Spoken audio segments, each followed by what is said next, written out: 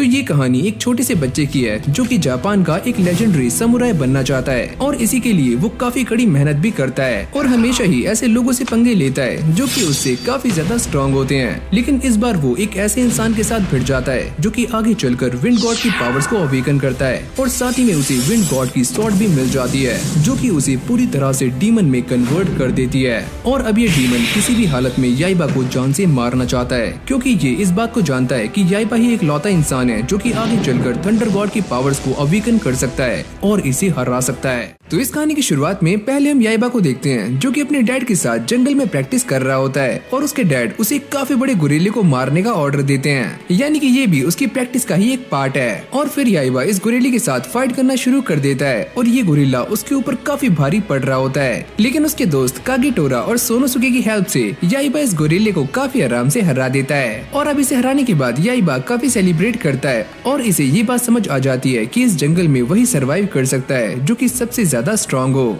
और हाँ, इस कहानी में आगे बढ़ने से पहले हम याइबा के डैड को भी जान लेते हैं जिनका नाम है केंजुरो और ये इंसान भी काफी स्ट्रांग है। लेकिन तभी अचानक से इन सभी की बैंड बजाने के लिए यहाँ पर गुरिल्ला के और भी साथी आ जाते हैं जिनको देखकर ये सारे भागना शुरू कर देते हैं, यानी कि इन सभी की फट रही होती है। और अभी तीनों जाकर एक केले के बॉक्स में छुप जाते हैं और उनको ऐसा लगता है कि वो इन सारे गुरिल्ला से बच चुके हैं, लेकिन यही उनकी सबसे बड़ी गलती होती है और यहीं से हमारी कहानी एक काफी लंबा ट्विस्ट लेने वाली है। और तभी यहाँ पर एक बंदा आकर इन तीनों को सील पैक कर देता है और ये सारे जापान के लिए निकल जाते हैं। और फिर हमें जापान के एयरपोर्ट का सीन दिखाया जाता है जहाँ पर ये लड़की जिसका नाम है साइका वो अपने डैड से मिलने के लिए आई होती है और इसके डैड का नाम है राइजो। यहाँ पर साइका अपने डैड को इस बात की बधाई दे रही होती है क्योंकि उन्होंने एशिया केंडो चैंपियनशिप को जीता है। लेकिन उसके डैड इस बात से बिल्कुल भी खुश नहीं होते और वो ये सोचते हैं मैंने इस बात को ठान लिया है कि मुझे केंजुरो को कुछ भी करके हराना है और केंजुरो कोई और नहीं बल्कि याइबा के डैड है। और जब मैं उस इंसान केंजुरो को हरा दूंगा तभी मैं ये बात मानूंगा कि मैं सबसे ज्यादा स्ट्रांग हूँ। और तभी उन्हें पीछे से किसी के चिल्लाने की आवाज आती है जो कि एयरपोर्ट पे काफी हंगामा कर रहे होते हैं। लेकिन भाई याइबा इस सारे हंगामे से बाहर निकलकर सीधा साइका के पास आ जाता है और जब उसे ये पता चलता है कि साइका एक लड़की है तो वो इसे अच्छी तरह से चेक करना शुरू कर देता है क्योंकि जिस जंगल में वो रहा करता था वहाँ पर वो किसी भी लड़की से नहीं मिला। और तभी उसके डैड भी वहाँ पर आ जाते हैं। राइजू भी ये देखकर काफी एक्साइटेड हो जाता है और वो ये सोचता है कि इस बार तो मैं केंजुरो को हरा दूंगा, आजा बच्चे।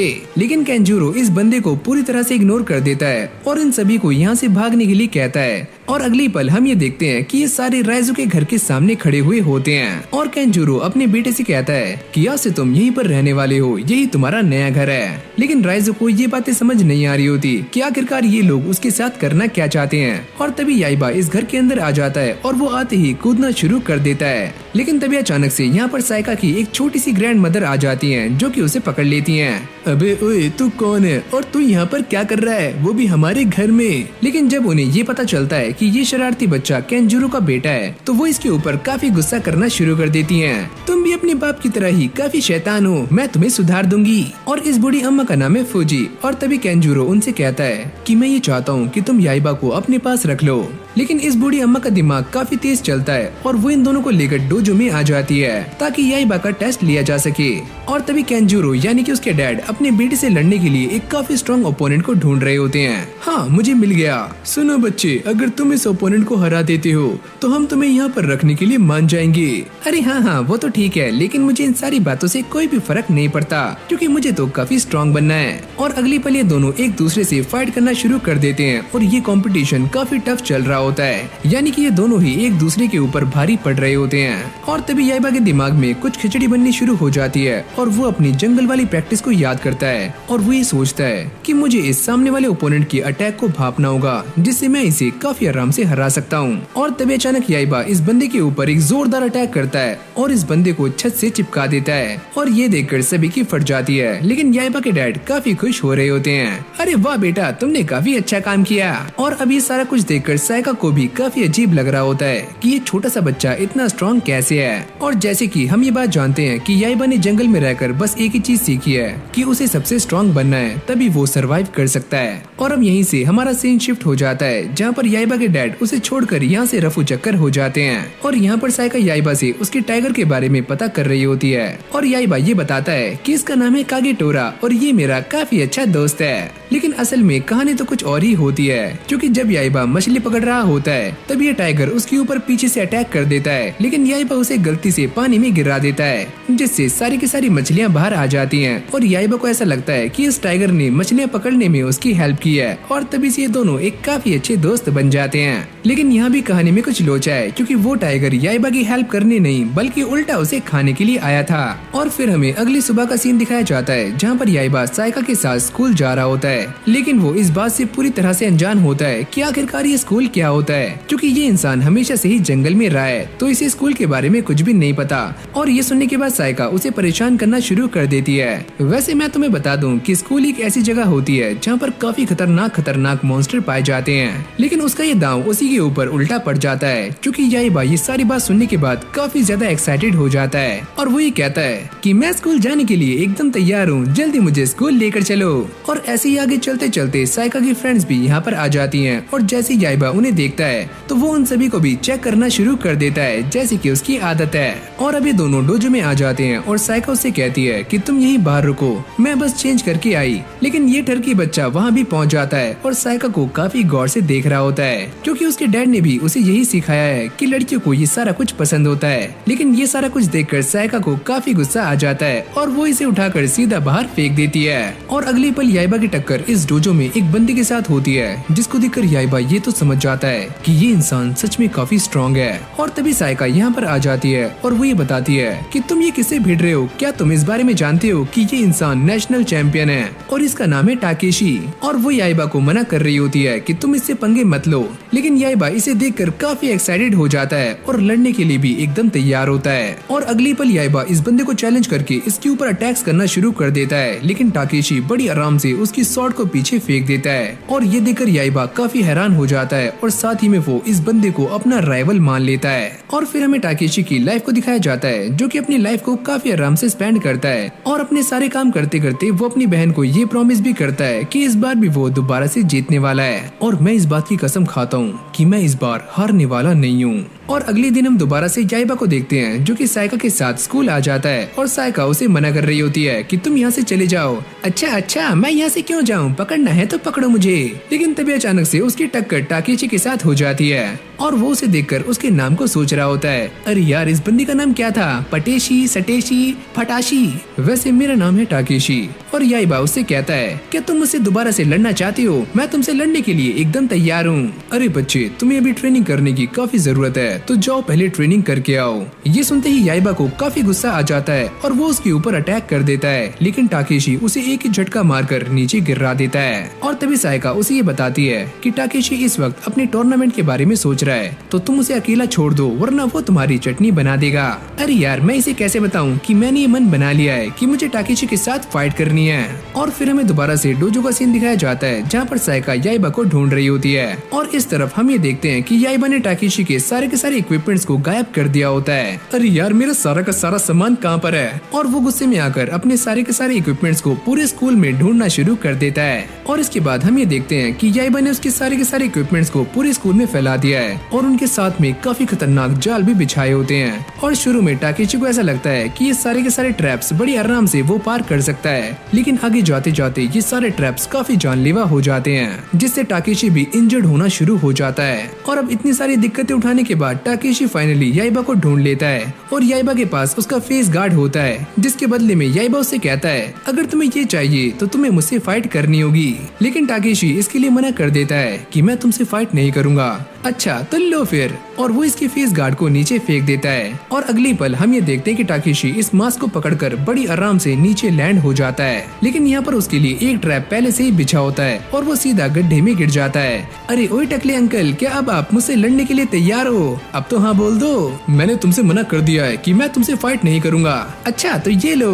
और फिर हम अगले दिन दोबारा से टाकेशी को देखते हैं, जो कि अपनी नॉर्मल लाइफ जीने का ट्राई कर रहा होता है, लेकिन जब उसे याइबा की याद आती है तो उसके सब्र का का बांध टूट जाता है और उसे काफी गुस्सा आ जाता है। और इस तरफ याइबा का एक और दोस्त जिसका नाम है सोनोसुके, वो भी उसे ढूंढते ढूंढते टोक्यो तक आ जाता है। और इस तरफ टाकेशी भी याइबा के घर पहुंच जाता है, लेकिन उसे यहाँ पर याइबा नहीं मिलता। पर उसकी मुलाकात कागेटोरा से हो जाती है, जो कि उसे देखते ही उसके ऊपर अटैक कर देता है। लेकिन टाकेशी उसे बड़ी आराम से ठिकाने लगा देता है। और तभी अचानक से फूजी यहाँ पर आ जाती है और वो इसे बताती है, अरे वाह, तुम तो एक काफी अच्छे तलवारबाज हो, लेकिन तुम्हें अपने इमोशंस पर कंट्रोल रखना चाहिए और तुम्हें तलवारबाजी के बारे में अभी काफी कुछ सीखना बाकी है। और फूजी उसे ये बताती है कि याइबा उसे ढूंढते हुए उसके घर चला गया है। और ये सुनने के बाद टाकेशी फुल स्पीड में अपने घर के लिए निकल जाता है, लेकिन उसके जाने से पहले साइका उसको रोक लेती है और ये कहती है कि याइबा अपने लिए काफी दिक्कतें खड़ी कर रहा है, तो तुम्हें उसे सबक सिखाना होगा।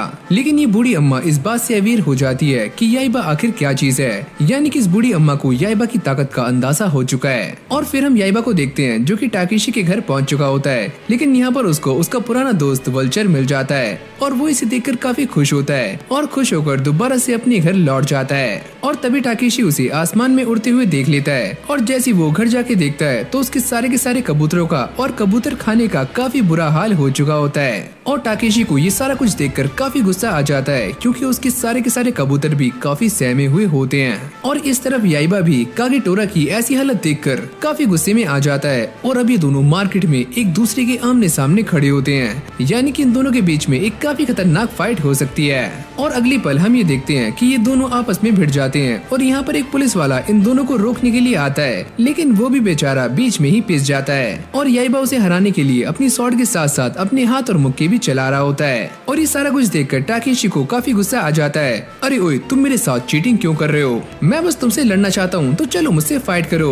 और हम ये देखते हैं कि याइबा पूरी की पूरी मार्केट को तहस नहस करना शुरू कर देता है, यानी कि वो काफी गुस्से में है और काफी मूड में भी। और अब ये दोनों लड़ते लड़ते एक बस के ऊपर आ जाते हैं और एक दूसरे के ऊपर काफी खतरनाक अटैक्स भी कर रहे होते हैं। और इन दोनों की फाइट को देखकर एक बात तो साफ हो जाती है कि इन दोनों में से कोई भी हार मानना नहीं चाहता।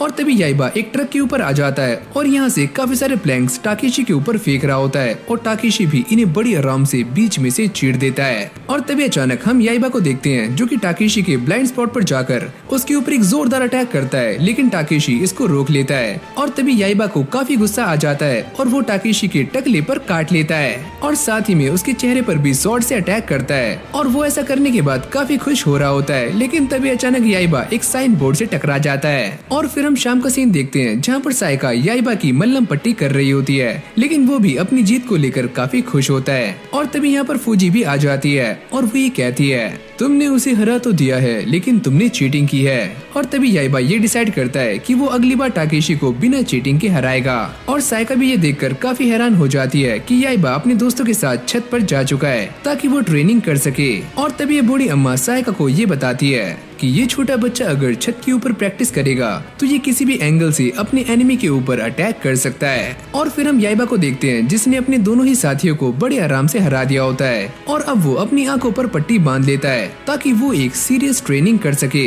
चलो, इस बच्चे को देखकर ऐसा तो लगता है कि इसके जैसा बेवकूफ भी कुछ सीख सकता है। और अब ये सारे खाने के लिए बैठ जाते हैं, लेकिन याइबा की आंखों में अब भी पट्टी बंधी हुई होती है, यानी कि वो खाते वक्त भी अपनी ट्रेनिंग कर रहा है। और ये खाने का टेबल कम और लड़ाई का मैदान ज्यादा बन जाता है। और अब साइका नहाने के लिए आ जाती है और वो याइबा के बारे में ही सोच रही होती है, लेकिन तभी अचानक ये ठरकी वहाँ भी टपक जाता है, लेकिन इसकी आंखों में अब भी पट्टी बंधी हुई होती है, यानी कि लड़कियों के मामले में ये बंदा काफी चालाक है और शातिर भी। लेकिन अगली पल साइका इसे बाथरूम से बाहर फेंक देती है। और फिर अगले सीन में हम टाकेशी को देखते हैं जिसका जीना हराम हो चुका होता है और जब भी वो सोने का ट्राई करता है तो उसे बार बार याइबा ही नजर आता है जो कि उसे काफी परेशान कर रहा है। और इन सारी बातों से गुस्सा होने के बाद टाकेशी रात में ही ट्रेनिंग करने के लिए बाहर आ जाता है और वो इस बात को सोचकर काफी परेशान होता है कि मैं आज तक एक भी मैच नहीं हारा और इस छोटे से बच्चे ने मुझे हरा दिया, मैं उससे बदला लेकर रहूंगा। वो अपने आप को समझता क्या है। और तभी अचानक उसे याइबा की आवाज आती है और वो अपनी स्वॉर्ड से एक ही स्ट्राइक करके इस सामने वाले पत्थर को चकनाचूर कर देता है। और तभी टाकेशी ये नोटिस करता है कि जिस पत्थर को उसने तोड़ा है उसके नीचे एक छोटा सा रास्ता है और जब वो इसके अंदर जाता है तो उसे वहाँ पर काफी सारी मूर्तियाँ दिखती हैं और साथ ही में यहाँ पर जापान की एक विंड गॉड की भी मूर्ति होती है जिनका नाम है फुजिन। और तभी अचानक टाकेशी यहाँ पर एक स्वॉर्ड को नोटिस करता है और जब ये उसे उठाने वाला होता है तो तभी अचानक से यहाँ पर एक आवाज आती है कि ये तलवार यहाँ पर तुम्हारे पूर्वजों ने रखी हुई है जो कि विंड गॉड की स्वॉर्ड है। अगर तुमने इसे हासिल कर लिया तो तुम इस दुनिया के सबसे खतरनाक स्वॉर्ड्समैन बन जाओगे। और ये सारी बातें सुनने के बाद टाकेशी इस स्वॉर्ड को पकड़ लेता है और उसके मन में यही ख्याल होता है कि उसे याइबा को हराना है। और अगली पल हम ये देखते हैं कि उसकी बॉडी एक डीमन फॉर्म में कन्वर्ट होनी शुरू हो जाती है। टाकेशी की ऐसी हालत देखकर एक बात तो साफ हो जाती है कि इस इंसान की पावर्स पहले से काफी गुना बढ़ चुकी हैं और ये दिखने में पहले से भी काफी ज्यादा इवल लग रहा है। और फिर हम टाकेशी को देखते हैं जो कि इस तहखाने से बाहर आ जाता है और साथ में उसके पास विंड गॉड वाली स्वॉर्ड भी होती है और वो डिसाइड करता है कि मैं अपनी इस नई ताकत के साथ याइबा को हरा कर रहूंगा, चाहे फिर कुछ भी हो जाए। और फिर हमें विंड स्वॉर्ड की तरह ही एक और स्वॉर्ड को भी दिखाया जाता है जिसके अंदर बिजली की ताकत है। और जब इस स्वॉर्ड के ऊपर बिजलियां गिरती हैं तो पास में खड़े हुए अंकल ये समझ जाते हैं कि शायद से डीमन आजाद हो चुका है। और फिर हम दोबारा से याइबा को देखते हैं जो कि अपने साथियों के साथ प्रैक्टिस कर रहा होता है और इस बार वो बिना उन्हें देखे उनके सारे के सारे अटैक्स को रोक रहा होता है, यानी कि उसने अब भी अपनी आंखों पर पट्टी बांधी होती है। और अब ये सारा कुछ देखने के बाद फूजी को इस बात का एहसास हो जाता है कि शायद से इस बच्चे ने केकई की पावर को अवेकन कर लिया है। और अब इन सारी बातों को क्लियर करते हुए फूजी ये बताती है कि इस पावर का इस्तेमाल करने के बाद एक इंसान अपने आसपास एक फाइनाइट जोन बना सकता है जिससे वो अपने दुश्मन के किसी भी अटैक को पहले ही भांप सकता है, यानी कि याइबा भी प्रैक्टिस करते हुए इसी टेक्निक का इस्तेमाल कर रहा है। तो चलो इसी चीज को आजमाते हैं। और ये बोलने के बाद फूजी याइबा के ऊपर एक जोरदार पत्थर फेंक कर मारती है, लेकिन याइबा इसे बिना देखे ही डॉच कर लेता है और वो काफी खुश भी हो रहा होता है। लेकिन अगले पल ये पत्थर दोबारा से याइबा के सर के ऊपर ही आकर लगता है, जिससे एक बात तो साफ हो जाती है कि याइबा को अभी काफी ज्यादा प्रैक्टिस करनी है। और फिर अगली सीन में हम ये देखते हैं कि याइबा और सायका स्कूल में आ जाते हैं जहाँ पर सारे के सारे बच्चे याइबा को घेर कर खड़े हो जाते हैं और वो उसे मॉडल्स की फोटोज दिखा रहे होते हैं और याइबा भी उन्हें देखकर काफी खुश होता है। और वो फ्लो में ये भी बता देता है कि कल मैं सायका के साथ नहाया था। ये सुनते ही सायका काफी गुस्सा हो जाती है और वो याइबा को मारने के लिए आगे जा रही होती है, लेकिन तभी अचानक याइबा उससे बच जाता है। और अब ये सारे विंडो पर आ जाते हैं जहाँ पर इनके सामने टाकेशी खड़ा हुआ होता है, लेकिन ये सारे टाकेशी को पहचान नहीं पाते क्योंकि वो दिखने में एक काफी खतरनाक डीमन लग रहा होता है। याइबा इसको देखकर ये सोचता है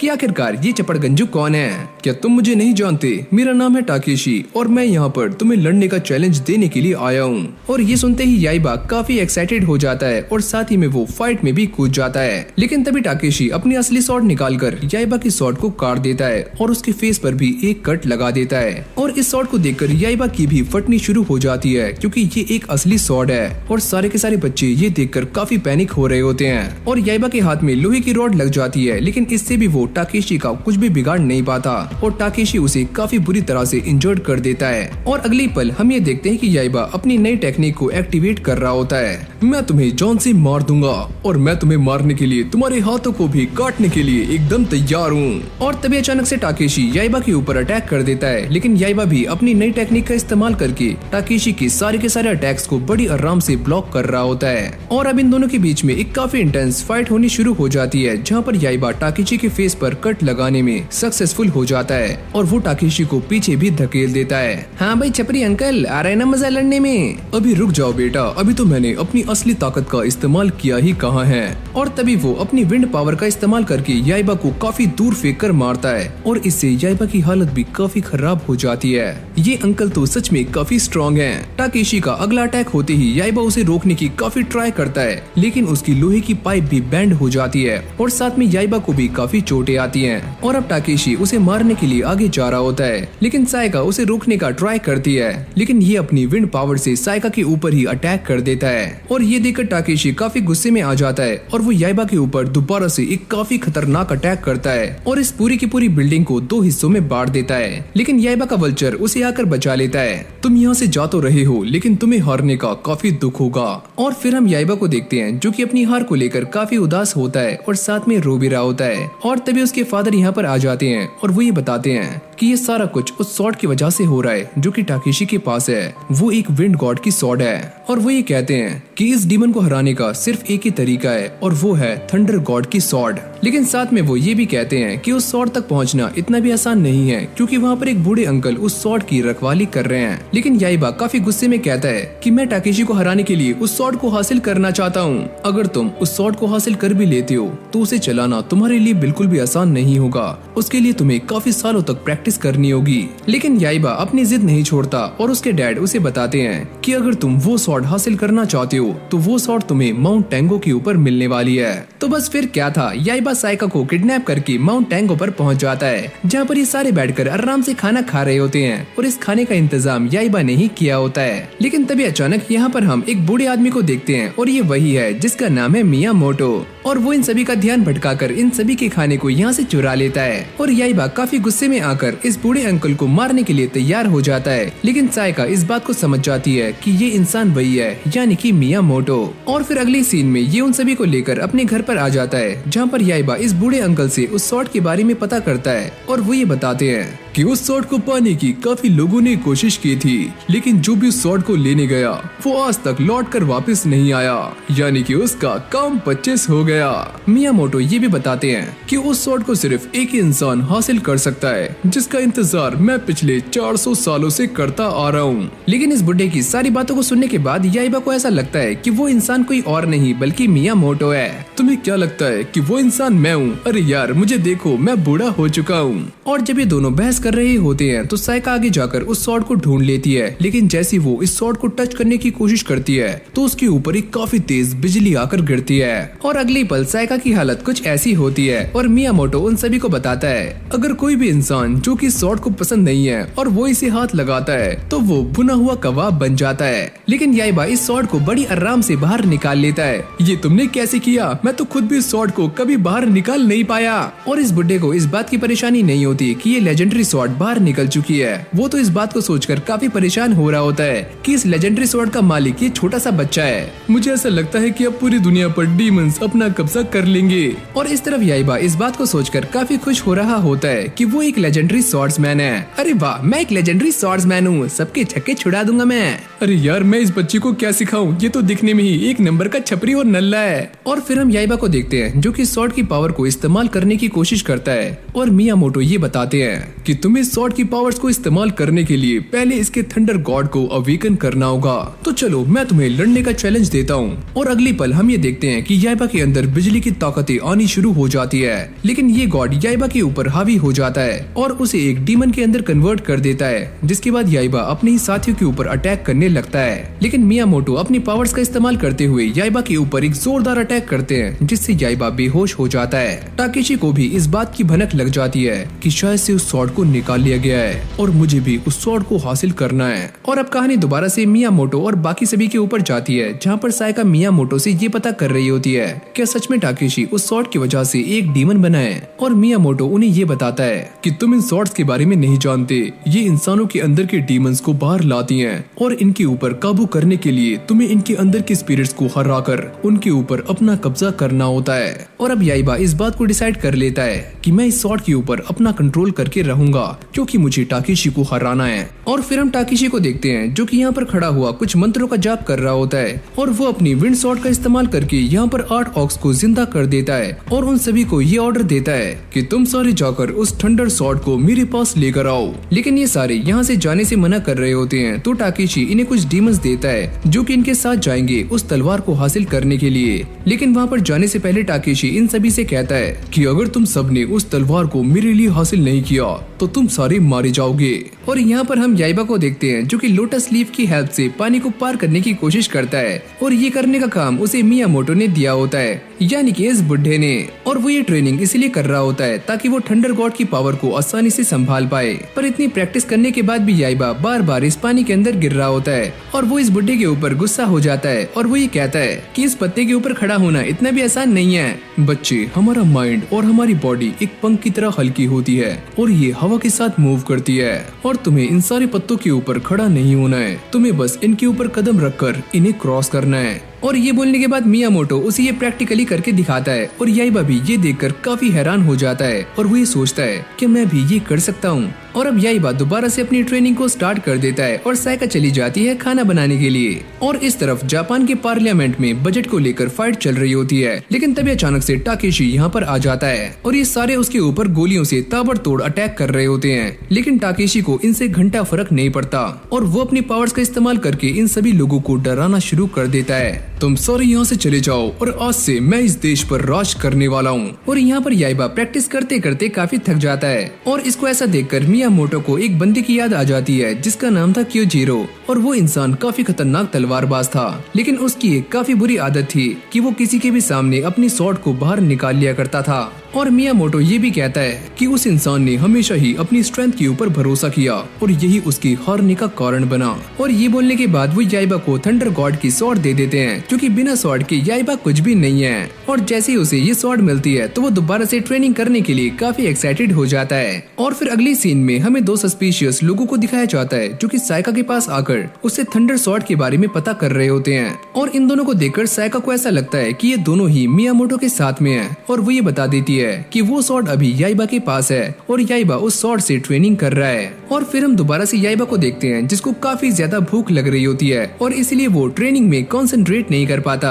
और यहाँ पर सायका भी इन सभी को लेकर अंदर आ जाती है और अब ये लोग उसका बनाया हुआ खाना खा रहे होते हैं, पर इस लड़की को काफी जल्दी होती है और इसलिए वो सायका से बार बार मियामोटो और स्वॉर्ड के बारे में पता कर रही होती है। लेकिन तभी अचानक से याइबा और मियामोटो भी यहाँ पर आ जाते हैं। लेकिन जैसे ही मियामोटो इस लड़की को देखता है तो उसका ठरकीपन बाहर आ जाता है और उसको ऐसा लगता है कि ये लड़की उसकी एक फैन है और उससे मिलने के लिए यहाँ पर आई हुई है। और इससे पहले वो कुछ समझ पाता तभी अचानक से ये बंदा अपनी टंग से याइबा के ऊपर एक जोरदार अटैक कर देता है। और अब ये दोनों बाहर आ गए थे और वो ये बताते हैं कि हम दोनों को यहाँ पर टाकेशी ने भेजा है और हम दोनों ही टाकेशी के एड ऑब्स में से हैं। लेकिन जब ये दोनों अपने आप को इन सभी के सामने इंट्रोड्यूस करते हैं तो इन सभी की हंसी निकल जाती है, क्योंकि इन दोनों के नाम ही कुछ ऐसे होते हैं। इसका नाम है गैरोजेमियोन और ये है जूलियस जुप्पोपोटामस। लेकिन अब भी इन दोनों के नामों को सुनकर याइबा की हंसी कंट्रोल नहीं हो रही होती और ये देखकर जुप्पो को काफी गुस्सा आ जाता है और वो यहाँ पर अपने सारे के सारे डीमंस को बुला लेता है। पर याइबा के लिए इन सारे डीमंस को मारना काफी आसान होता है और वो हंसते हंसते इन सारे डीमंस को मौत के घाट उतार रहा होता है। सायका भी ये देखकर काफी शॉक्ड हो जाती है।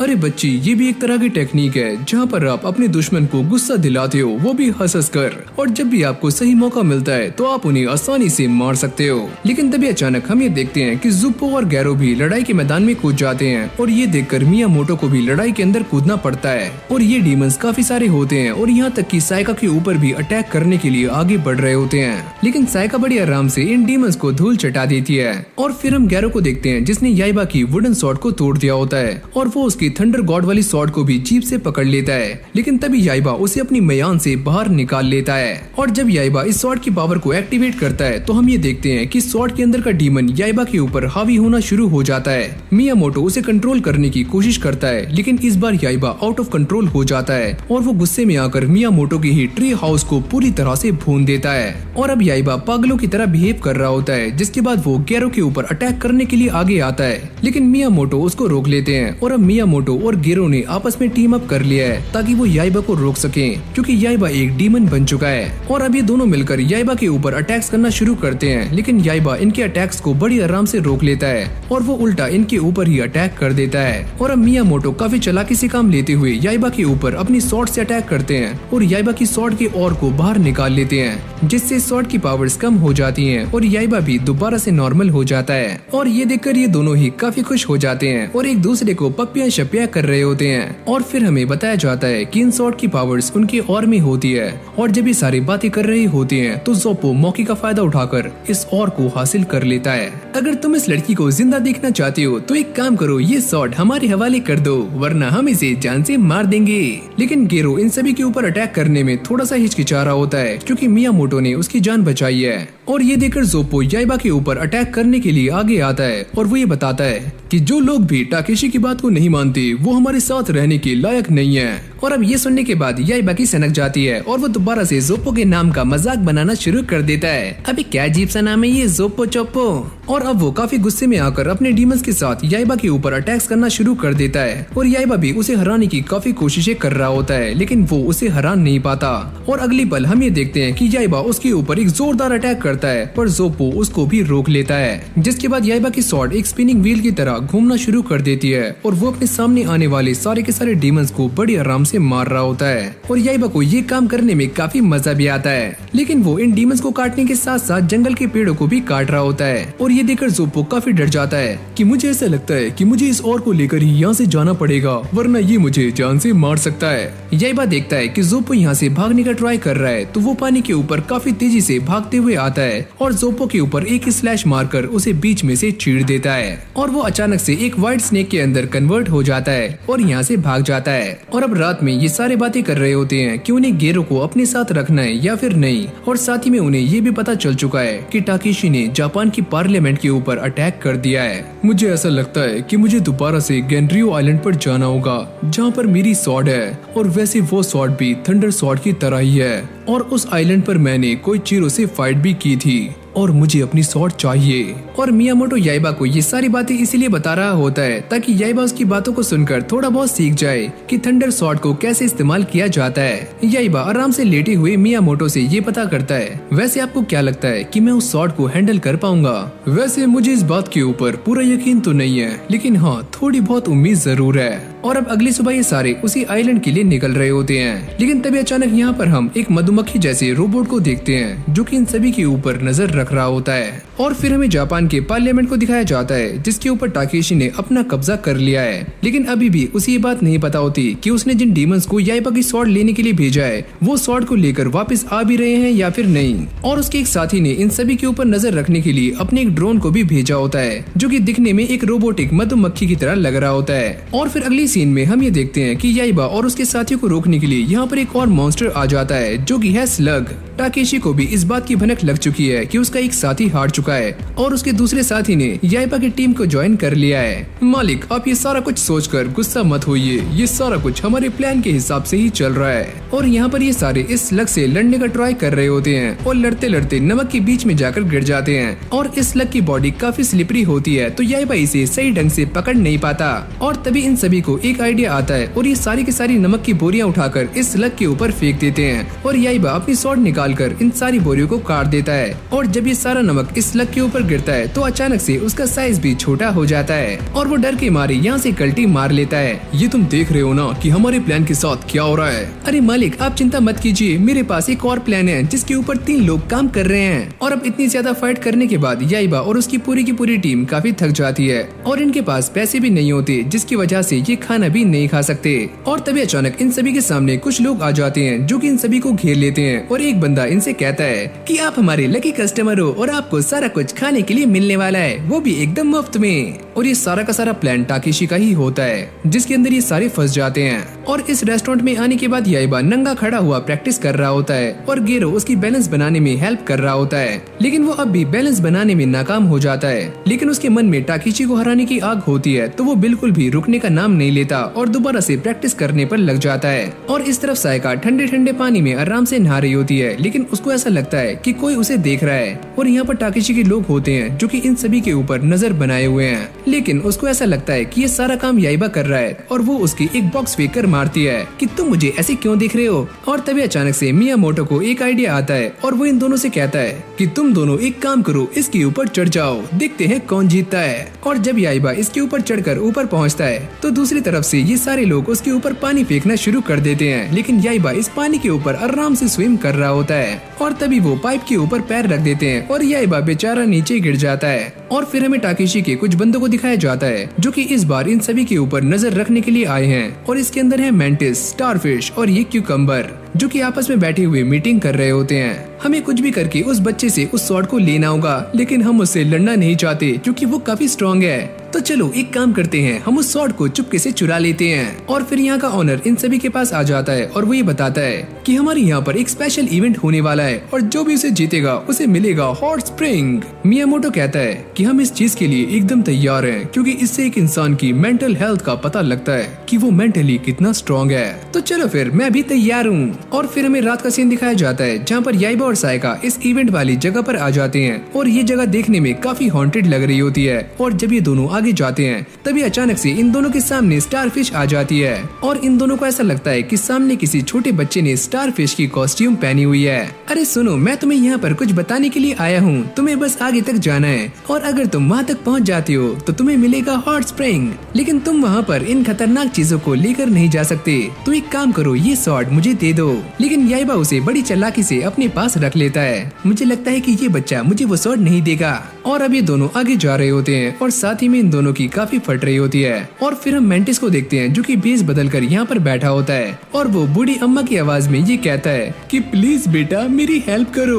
और जब याइबा उसकी हेल्प करने के लिए आगे जाता है तभी अचानक से ये मेंटिस याइबा के ऊपर अटैक कर देता है। लेकिन याइबा अपनी स्वॉर्ड को बिना मयान में से निकाले हुए इस मेंटिस का काम 25 कर देता है। और ये सारा कुछ मेंटिस के बाकी साथी भी देख रहे होते हैं, लेकिन सायका को कुछ भी नजर नहीं आता और उसको अंधेरे में ऐसा लगता है कि ये बूढ़ी औरत है और वो उससे माफी मांगकर यहाँ से निकल जाती है। और फिर ये दोनों ऐसे ही धीरे धीरे आगे जा रहे होते हैं, लेकिन तभी सायका अचानक से किसी चीज के ऊपर पैर रख देती है और ये चीज कोई और नहीं बल्कि क्यूकम्बर होता है और इससे उसका प्लान भी एकदम फेल हो जाता है। और अब ये दोनों एकदम एंड में पहुँच चुके होते हैं और सामने ये लिखा हुआ होता है कि तुमने अपनी स्वॉर्ड को इस स्टोन के अंदर डालना है जिससे तुम्हें हॉट स्प्रिंग मिलेगा। और ये पढ़ने के बाद याइबा भी बिल्कुल ऐसा ही करता है। लेकिन तभी अचानक से उसके सामने स्टारफिश आ जाता है और वो ये कहता है, अरे वाह, तुम हमारे जाल में फंस चुके हो और हम सारे टाकेची के साथ में हैं। और जिस स्टोन के अंदर तुमने अपनी स्वॉर्ड को डाला है उसके अंदर काफी सारा ग्लू भरा हुआ है, तो तुम अपनी स्वॉर्ड को बाहर नहीं निकाल सकते। और मेंटिस और क्यूकम्बर भी स्टारफिश का साथ देने के लिए यहाँ पर आ जाते हैं और याइबा अपनी स्वॉर्ड को निकालने की काफी ट्राई कर रहा होता है, लेकिन ये स्वॉर्ड बाहर नहीं आती। और तभी अचानक से ये स्टारफिश याइबा के ऊपर अटैक कर देता है, लेकिन याइबा इस पूरे के पूरे पत्थर को ही उठाकर स्टारफिश के ऊपर देकर मारता है, जिससे वो काफी दूर जाकर गिरता है और उसकी चटनी बन जाती है। लेकिन अब ये दोनों भी स्टारफिश की हेल्प करने के लिए सामने आ जाते हैं और फिर हम याइबा को देखते हैं जिसने इस पत्थर के अंदर से अपनी स्वॉर्ड को बाहर निकाल लिया होता है। ये तीनों याइबा के ऊपर अटैक करने ही वाले होते हैं, तभी अचानक जमीन के अंदर से हॉट स्प्रिंग बाहर निकलता है और ये सारे उड़कर रेस्टोरेंट के अंदर आ जाते हैं। और जब इन सभी की आंख खुलती है तो वो ये नोटिस करते हैं कि याइबा और उसके साथी उनके सामने खड़े हुए हैं और उन लोगों ने इनका इलाज कर दिया है। पर इन सभी को इस बात पर रत्ती भर भी यकीन नहीं आता कि इन लोगों ने हमारी हेल्प क्यों की। और तभी सायका ये बताती है कि गैरो ने हमें तुम्हारे बारे में पहले ही बता दिया है कि तुम सारे अच्छे मॉन्स्टर्स हो, तुम सारे तो सच में काफी अच्छे हो। और तभी यहाँ पर गैरो भी आ जाता है और वो ये कहता है कि तुम सारे अपनी मर्जी से कुछ भी कर सकते हो, जैसे कि मैं कर रहा हूँ। तो चलो फिर सारे अपने होम टाउन चलते हैं। ये सारा कुछ देखकर टाकेशी काफी गुस्सा हो जाता है, जिसके बाद वो अपने एक और साथी को बुलाता है जो काफी खतरनाक है और ये एक वैम्पायर है। और फिर अगली सीन में हम ये देखते हैं कि याइबा और उसके साथी एक न्यू सिटी में आ जाते हैं और यहाँ पर ये सारे आराम से खाने को एंजॉय कर रहे होते हैं। लेकिन तभी अचानक यहाँ पर दोबारा से स्लग भी आ जाता है और इस बार उसने शेल भी पहना होता है और जब याइबा उसके ऊपर नमक फेंक कर मारता है तो वो जल्दी से अपने शेल के अंदर घुस जाता है। लेकिन तभी याइबा अपनी स्वॉर्ड निकालकर इस शेल को भी काट देता है, जिससे ये स्लग दोबारा से बाहर आ जाता है और इसकी दोबारा से फटनी शुरू हो जाती है। मुझे इस बात पर काफी डाउट हो रहा है, क्या ये सच में टाकेशी के साथी हैं? अरे वाह, ये देखो मेरा न्यू अटैक, ये काफी ज्यादा कूल है ना, मैं इससे किसी को भी हरा सकता हूँ। और तभी अचानक हम ये देखते हैं कि यहाँ पर टाकेशी का एक और बंदा आ जाता है और ये वही है जिसका नाम है मिस्टर बैट। सुनो बच्चे, जल्दी से तैयार हो जाओ क्योंकि मैं तुम्हें जान से मारने वाला हूँ और उससे पहले मुझे ये स्वॉर्ड दे दो। अबे ओए चल बे, तेरा बाप छोड़ के गया था या फिर तेरी माँ? और ये सुनते ही इस बैट को काफी गुस्सा आ जाता है और वो उड़कर अचानक से ही याइबा के ऊपर एक जोरदार अटैक करता है और याइबा को काफी बुरी तरह से इंजर्ड कर देता है। और इस बैट के पास उड़ने की ताकत है तो ये उसका पूरा फायदा उठा रहा होता है। अबे ओए, तूने मेरे ऊपर उड़कर वार किया, तू एक नंबर का चीटर है। अरे हाँ बोलो बोलो, क्योंकि तुम तो उड़ नहीं सकते। और अगली पल हम ये देखते हैं कि याइबा अपने दोस्त वल्चर को यहाँ पर बुला लेता है। देखा, मैं भी उड़ सकता हूँ। और अब इन दोनों के बीच में एक काफी खतरनाक फाइट होनी शुरू हो जाती है जहाँ पर ये दोनों ही अपनी पूरी ताकत का इस्तेमाल कर रहे होते हैं और याइबा अपनी न्यू टेक्निक को इस्तेमाल करने के बारे में सोचता है, लेकिन उसके दोस्त वल्चर के पर बीच में आ रहे होते हैं जिससे वो इस टेक्निक को सही तरह से इस्तेमाल नहीं कर पाता। और तभी अचानक उसे एक जोरदार लात बरसात पड़ती है और याइबा नीचे आकर गिरता है और अब वो इसे मारने के लिए आगे जा रहा होता है, लेकिन तभी अचानक मियामोटो उसके सामने आ जाता है। और जब इस बैट को ये पता चलता है कि उसकी फाइट मियामोटो के साथ होने वाली है, तो वो उसके पास जाकर उसे प्यार करना शुरू कर देता है और वो ये कहता है, मैं तुम्हारे बारे में जानता हूँ, तुम तो जापान के ग्रेट स्वॉर्ड्समैन हो। और ये सुनने के बाद मियामोटो भी काफी ब्लश करना शुरू कर देता है। अरे यार बस भी करो। और इसी बात का फायदा उठाकर ये बैट मियामोटो को काट लेता है, जिससे वो एक ज़ॉम्बी बन जाता है और सभी को काटना शुरू कर देता है। और कुछ देर के बाद हम ये देखते हैं कि ये सारे के सारे लोग ज़ॉम्बीज के अंदर कन्वर्ट हो चुके हैं और अब बस ये चारों ही बचे हुए हैं, जिसमें है याइबा, साइका, वल्चर और ये टाइगर। और जब मियामोटो इन पर अटैक करने के लिए आगे आता है तो याइबा उसको रोक लेता है और वल्चर इन सभी को उड़ाकर यहाँ से ले जाता है। लेकिन जैसे ये पीछे देखते हैं तो ये बैट भी उनका पीछा कर रहा होता है और ये वल्चर इन दोनों को बचाने के लिए इन दोनों को ही नीचे गिरा देता है। और अब वो खुद इस बैट के साथ लड़ना शुरू कर देता है, पर कुछ देर के बाद वो भी एक ज़ॉम्बी के अंदर कन्वर्ट हो जाता है। और इन दोनों की फाइट होने से याइबा और साइका को थोड़ा सा टाइम मिल जाता है और याइबा साइका से कहता है, मैं ये जानता हूँ कि तुम्हारे पास वो और है, प्लीज उसे मुझे दे दो ताकि मैं थंडर गॉड की पावर का इस्तेमाल करके सभी को बचा सकूं। लेकिन साइका इस बात को लेकर काफी चिंता में होती है कि अगर उसने ये और याइबा को दिया तो ऐसा भी हो सकता है कि याइबा दोबारा से आउट ऑफ कंट्रोल हो जाए। अरे यार अब मैं क्या करूं, मेरे पास उसे हराने का कोई और रास्ता भी नहीं है। लेकिन तभी अचानक हम ये देखते हैं कि ये सारे के सारे डीमंस याइबा और साइका को चारों तरफ से घेर लेते हैं। याइबा उनसे लड़ने का ट्राई करता है, लेकिन ये बैट याइबा को नीचे पटक कर मारता है और अब ये सारे डीमंस इन दोनों को खत्म करने ही वाले होते हैं। लेकिन तभी अचानक से याइबा का टाइगर यहाँ पर आ जाता है, जो कि इन सभी को बचा लेता है। और अब ये सारे एक कासल में आकर छुप जाते हैं और इन सभी को ऐसा लगता है कि अब ये सारे सेफ हैं। लेकिन वो बैट यहाँ भी आ जाता है और इन सभी को ढूंढना शुरू कर देता है। और अब वो उन्हें ढूंढते ढूंढते ऊपर आ जाता है जहाँ पर ये सारे छुपे हुए हैं, लेकिन ये सारे आर्मर्स के पीछे छुपे होते हैं। और अब ये बैट उन दोनों ही आर्मर्स के ऊपर अटैक करके उन दोनों को ही काट देता है। और इसी मौके का फायदा उठाकर याइबा इस बैट के ऊपर एक जोरदार अटैक करता है और इसके मुंह से खून भी निकलने लगता है। और अब ये बैट गुस्से में आकर याइबा के ऊपर जोरदार अटैक्स करना शुरू कर देता है। याइबा उससे किसी तरह से बचता है और अब ये दोनों छत पर आ जाते हैं। अबे ओए मेरी स्वॉर्ड कहाँ पर है?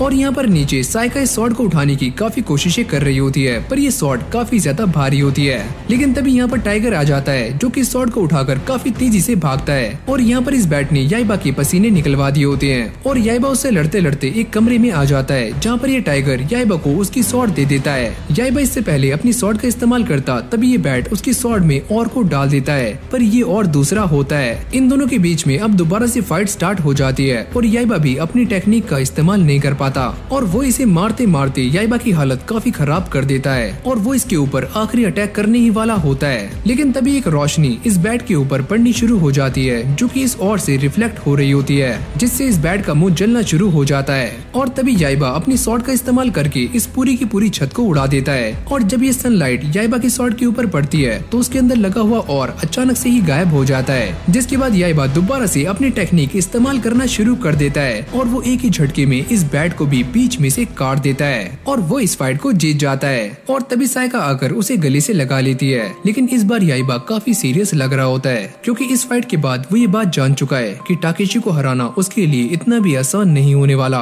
और इस तरफ टाकेशी ने सभी लोगों में अपने इन्फ्लुएंस को बढ़ाने के लिए मार्केट में काफी सारे प्रोडक्ट्स को बेचना शुरू कर दिया होता है, जिससे धीरे धीरे करके काफी सारे लोग उसके सपोर्ट में आ रहे होते हैं। और ये सारा कुछ देखकर मियामोटो समझ जाता है हमें जल्दी से जल्दी गेनरियो आइलैंड जाना होगा, वरना काफी देर हो सकती है। और फिर हम दोबारा से याइबा को देखते हैं और वो इस बार काफी ज्यादा सीरियस होता है, क्योंकि वो इस बात को जान चुका है कि टाकेशी के साथ फाइट करना उसके लिए बिल्कुल भी आसान नहीं होने वाला। और वो दोबारा से ट्रेनिंग करने में लग जाता है ताकि वो पहले से काफी स्ट्रॉन्ग बन सके और इस स्वॉर्ड को चलाना भी सीख सके। और यहाँ पर जापान में एक काफी बड़ी शिप आकर खड़ी हो जाती है, जो कि है टाकेशी की। तुम्हारा नया रूलर तुम्हारे सामने आ चुका है, तो सारे के सारे लोग मेरे सामने झुक जाओ। लेकिन यहाँ पर सारे के सारे लोग उसके सामने झुकने से मना कर रहे होते हैं और अब वो इन सभी को अपनी ताकत का एक नमूना दिखाता है, जिससे इन सभी लोगों की फटनी शुरू हो जाती है। तुम सभी को मेरे आगे झुकना होगा। और अब उसका चेला उसे ये बताता है कि सरदार, हमने जिस बैट को याइबा को मारने के लिए भेजा था वो भी मारा गया। और ये सुनने के बाद टाकेशी काफी शॉक्ड हो जाता है और जब उसे ये पता चलता है कि ये सारे के सारे लोग गेनरियो आइलैंड पर जा रहे हैं ताकि वो मियामोटो की स्वॉर्ड को वहाँ से ला सके, क्यों ना मैं ऐसा करूँ कि मैं पहले ही कोई जीरो को जिंदा कर दूं, जिससे ये पूरी की पूरी बाजी पलट जाएगी। और फिर हम याइबा और बाकी सबको देखते हैं जो कि उसी आइलैंड की तरफ जा रहे होते हैं। और मियामोटो भी जिस स्वॉर्ड को हासिल करना चाहते हैं वो भी कोइजीरो की ही स्वॉर्ड है। और वो ये बताते हैं कि ये स्वॉर्ड काफी खास है जो कि अपने होस्ट के हिसाब से अपने साइज को छोटा या बड़ा कर सकती है। और अब ये बुढ़ा आगे जाते हुए याइबा को अपनी जवानी के किस्से सुना रहा होता है। और याइबा उससे पूछता है कि उस वक्त क्या हुआ था। वैसे मैंने उसे हराने के लिए एक तरकीब लगाई थी और मैं फाइट के मैदान में थोड़ी लेट पहुंचा, जिससे कोइजीरो को काफी गुस्सा आ गया और वो अपनी टेक्निक्स को सही तरह से इस्तेमाल नहीं कर पाया। और फिर बस क्या होना था, मैंने उसे काफी आराम से हरा दिया। और ये देखो, इसके बारे में एक किताब भी लिखी हुई है, अगर तुम चाहो तो तुम इसे पढ़ सकते हो। और ऐसी बातें करते करते ये सारे गेनरियो आइलैंड पहुंच जाते हैं। लेकिन यहाँ पर पहले से ही टाकेशी का स्पाइडर होता है जो कि पहले ही कोइजीरो की लाश को ढूंढ लेता है। और उसके स्वॉर्ड में कुछ ऐसी पावर्स होती हैं जिससे उसकी बॉडी बिल्कुल भी गली नहीं होती। और अब ये स्पाइडर उसे दोबारा से जिंदा करने के लिए अलग अलग चीजों को इस बॉक्स के अंदर डालना शुरू कर देता है, जिससे कोइजीरो की बॉडी दोबारा से नॉर्मल हो जाती है। और इसे देखकर ये स्पाइडर भी काफी खुश होता है। और अब वो इस बॉडी के अंदर सोल को डालने के लिए कोइजीरो की ही स्वॉर्ड का इस्तेमाल करता है, जिससे वो यहाँ पर एक पोर्टल को ओपन कर लेता है और इसके अंदर से कोइजीरो की सोल को निकालकर उसकी बॉडी में दोबारा से डाल देता है। अब इसे क्या हुआ, ये तो बिल्कुल भी हिल नहीं रहा है। अबे उठ, अबे उठ। लेकिन तभी अचानक से कोइजीरो की आंखें खुल जाती हैं और वो इसके ऊपर अपनी तलवार को तान देता है। तो वो तुम ही थे जो कि मुझे बार बार थप्पड़ मार रहे थे। अरे यार, मैं इसे क्या कहूँ, मुझे ऐसा लगता है ये मुझे जान से मार देगा। लेकिन ये स्पाइडर उसे सारा कुछ बता देता है कि उसे यहाँ पर टाकेशी ने भेजा है ताकि वो कोइजीरो को दोबारा से 400 साल के बाद जिंदा कर सके। और ये सुनने के बाद कोइजीरो काफी शॉक्ड हो जाता है, क्या मैं 400 सालों से मरा हुआ था। और तभी वो ये नोटिस करता है कि याइबा और उसके साथी यहाँ पर पहुँचने वाले हैं, तो वो सारी चीजों को दोबारा से नॉर्मल कर देता है और ये दोनों उनका वेट कर रहे होते हैं। और तभी कोइजीरो को यहाँ पर मियामोटो के होने का एहसास होता है और अब उसे वो सारी बातें याद आनी शुरू हो जाती हैं कि मियामोटो और उसके बीच एक काफी खतरनाक फाइट हुई थी और वो ये समझ जाता है कि वो मारा गया था। अरे यार, मुझे क्यों मारा। और तभी यहाँ पर मियामोटो भी आ जाता है जो कि आते ही कोइजीरो का मजाक बनाना शुरू कर देता है। लेकिन पहले वो उसकी तारीफ करता है कि तुम तो एक लेजेंडरी स्वॉर्ड्समैन हो। अरे हाँ, मैं ये बात जानता हूँ, लेकिन मैं तुमसे बड़ा स्वॉर्ड्समैन हूँ। और ये सारी बातें मियामोटो उसकी मूर्ति के सामने कर रहा होता है क्योंकि वो इस बात को नहीं जानता कि कोइजीरो दोबारा से जिंदा हो चुका है। और कोइजीरो को ये सारी बातें सुनकर काफी गुस्सा आ जाता है और वो इन सभी के सामने आकर खड़ा हो जाता है। इन सभी को ये बात समझ नहीं आ रही होती कि कोइजीरो दोबारा से जिंदा कैसे हुआ। ओह, तो तुम सारे यहाँ पर आ ही गए, इसे मैंने जगाया है और मैं टाकेशी के साथ हूँ। जिसके बाद वो कोइजीरो से कहता है कि तुम इन सभी को जान से मार दो।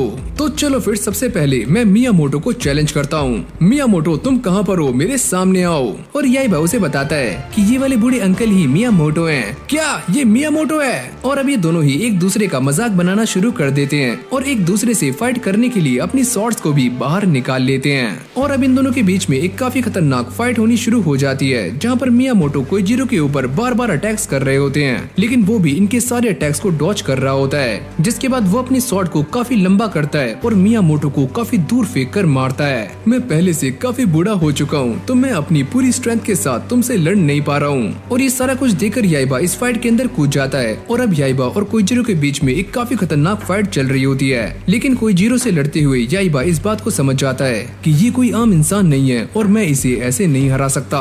और ये कोइजीरो के ऊपर अपनी स्पेशल टेक्निक का इस्तेमाल करने वाला होता है, लेकिन तभी कोइजीरो उसकी स्वॉर्ड को नीचे गिरा देता है और अगली पल वो याइबा के ऊपर एक जोरदार अटैक करता है और याइबा इस अटैक को देख भी नहीं पाता। लेकिन तभी अचानक मियामोटो बीच में आ जाते हैं और वो उसे बचा लेते हैं। और अब ये दोबारा से याइबा के ऊपर एक जोरदार अटैक करता है, जिससे याइबा इस पोर्टल के अंदर चला जाता है जो कि कोइजीरो की सोल को बाहर निकालने के लिए बनाया गया था।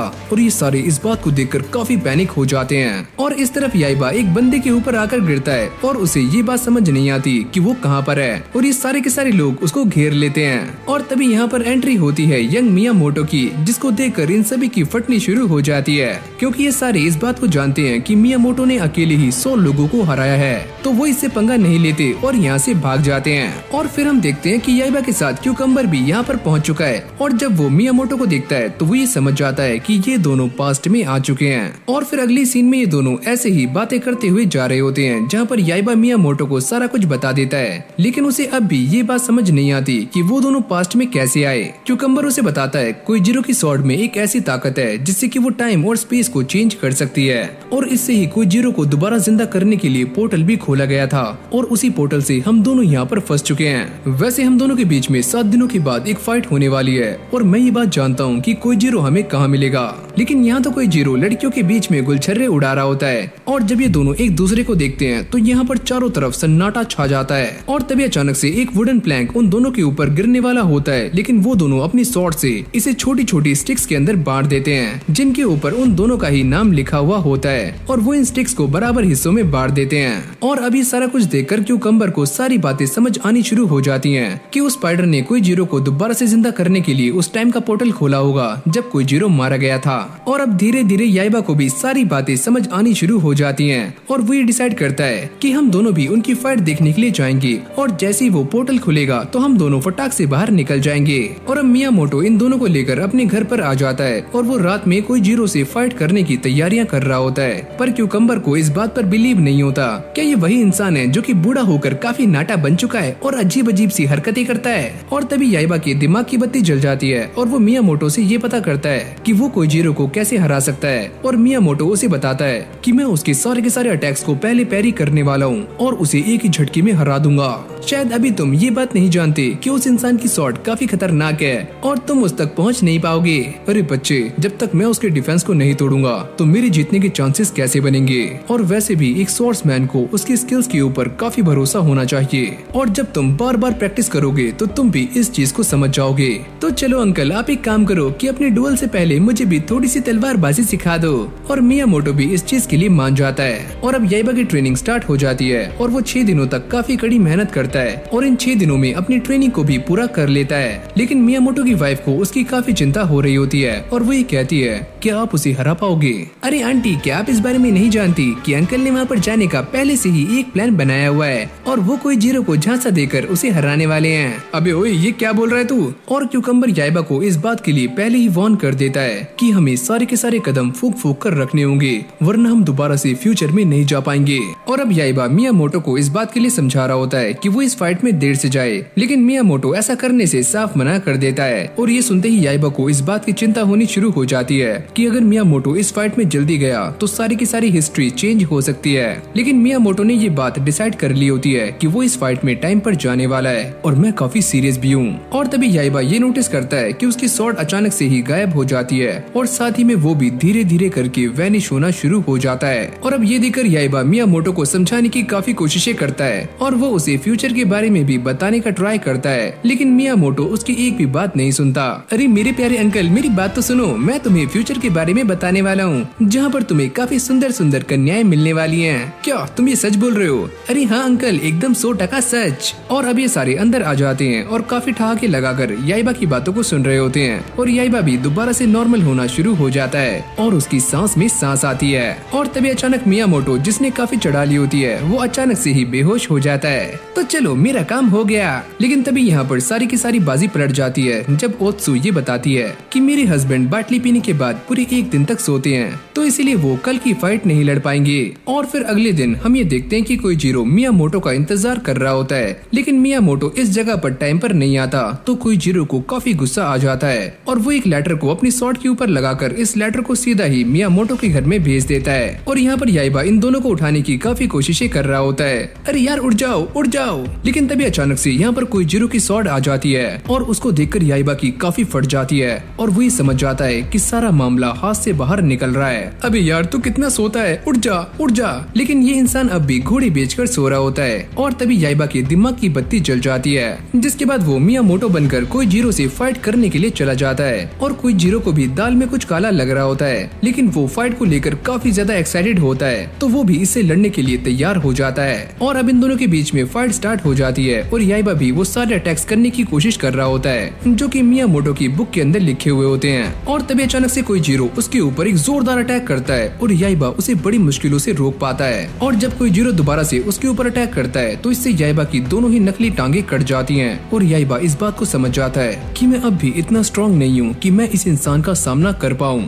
और अगली पल हम ये देखते हैं कि कोइजीरो याइबा के ऊपर एक के बाद एक खतरनाक अटैक्स करना शुरू शुरू कर देता है। लेकिन तभी अचानक से मियामोटो भी यहाँ पर आ जाता है और वो याइबा को बचा लेता है। लेकिन कोइजीरो की ये देखकर काफी फट रही होती है कि सामने दो मियामोटो कैसे हैं, तुम बस मेरे ऊपर फोकस करो। और तभी इन दोनों के बीच में फाइट स्टार्ट हो जाती है, जहाँ पर ये दोनों ही एक दूसरे को काफी कड़ी टक्कर दे रहे होते हैं। और तभी अचानक कोइजीरो अपने ब्लेड को एक्सटेंड कर देता है, लेकिन मियामोटो इससे काफी आराम से बच जाता है और इस ब्लेड के ऊपर आकर खड़ा हो जाता है। और इससे पहले कोइजीरो दोबारा से अपनी टेक्निक को एक्टिवेट कर पाता, तभी मियामोटो काफी तेजी से भागकर उसके पास पहुंच जाता है और उसकी टेक्निक को ब्लॉक कर लेता है। और ये सारा कुछ देखकर याइबा को भी समझ आ जाता है कि यही वो एक तरीका है जिससे मियामोटो कोइजीरो को हरा सकता है। और तभी मियामोटो अपने एक ही अटैक से कोइजीरो को एक ही झटके में हरा देता है। और जैसे यहाँ पर वो पोर्टल दोबारा से खुलता है तो याइबा और क्यूकम्बर इसके अंदर कूद जाते हैं। और अब कहानी दोबारा से रियल टाइम लाइन में आ जाती है, जहाँ पर कोइजीरो मियामोटो के ऊपर काफी भारी पड़ रहा होता है और वो उनके ऊपर जानलेवा हमले भी कर रहा होता है। और जैसे वो उन्हें मारने वाला होता है तभी अचानक से यहाँ पर पोर्टल खुल जाता है और याइबा आकर उसके अटैक को रोक लेता है। और ये सारे उसे दोबारा से यहाँ पर देखकर काफी हैरान हो जाते हैं और याइबा भी कोइजीरो को लड़ने के लिए चैलेंज कर देता है और वो भी इससे लड़ने के लिए एकदम तैयार है। और अब इन दोनों के बीच में फाइट स्टार्ट हो जाती है, जहाँ पर ये दोनों ही अपनी पूरी ताकतें लगा रहे होते हैं। और जैसे ही कोइजीरो अपनी टेक्निक को एक्टिवेट करने वाला होता है तभी याइबा बिना डरे उसके पास पहुंच जाता है और उसकी टेक्निक को रोक लेता है। लेकिन ये भी उसके लिए काफी नहीं है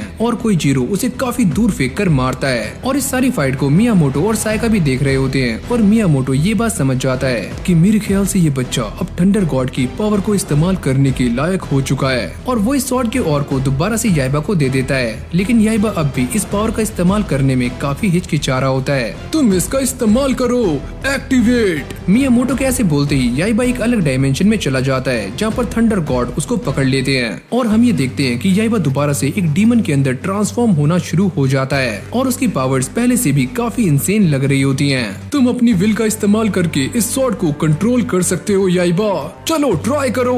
और तभी याइबा अपनी विल का इस्तेमाल करता है और वो इस थंडर गॉड की पकड़ से छूट जाता है और साथ में इसकी पावर्स का भी इस्तेमाल कर पा रहा होता है, यानी कि उसने इस स्वॉर्ड पर अपना कंट्रोल कर लिया है। और अगली पल याइबा एक काफी खतरनाक स्लैश करता है, जिससे कोइजीरो का स्टैचू बीच में से कट जाता है। और ये देखकर कोइजीरो की काफी फट रही होती है। तुम एक नंबर के धोखेबाज हो, क्योंकि तुम मेरे ऊपर दूर से ही अटैक कर रहे हो। अगर तुम्हारे अंदर हिम्मत है तो मेरे पास आकर मुझसे फाइट करो। कोइजीरो उसके ऊपर अटैक करने के लिए अपनी स्वॉर्ड को एक्सटेंड करता है, लेकिन इससे उसे ही एक काफी खतरनाक बिजली का झटका लगता है, जिससे उसके अंदर के तार हिल जाते हैं। और अब याइबा थंडर स्वॉर्ड की असली पावर्स का इस्तेमाल करते हुए कोइजीरो के ऊपर एक जोरदार अटैक करता है और कोइजीरो इसे रोकने की काफी ट्राई कर रहा होता है, लेकिन वो ज्यादा देर तक इसको रोक नहीं पाता और काफी दूर जाकर गिरता है। और तभी अचानक हम ये देखते हैं कि याइबा की पावर्स दोबारा से आउट ऑफ कंट्रोल होनी शुरू हो जाती है और मियामोटो उससे कहता है कि तुम इस और को निकाल कर बाहर फेंक दो।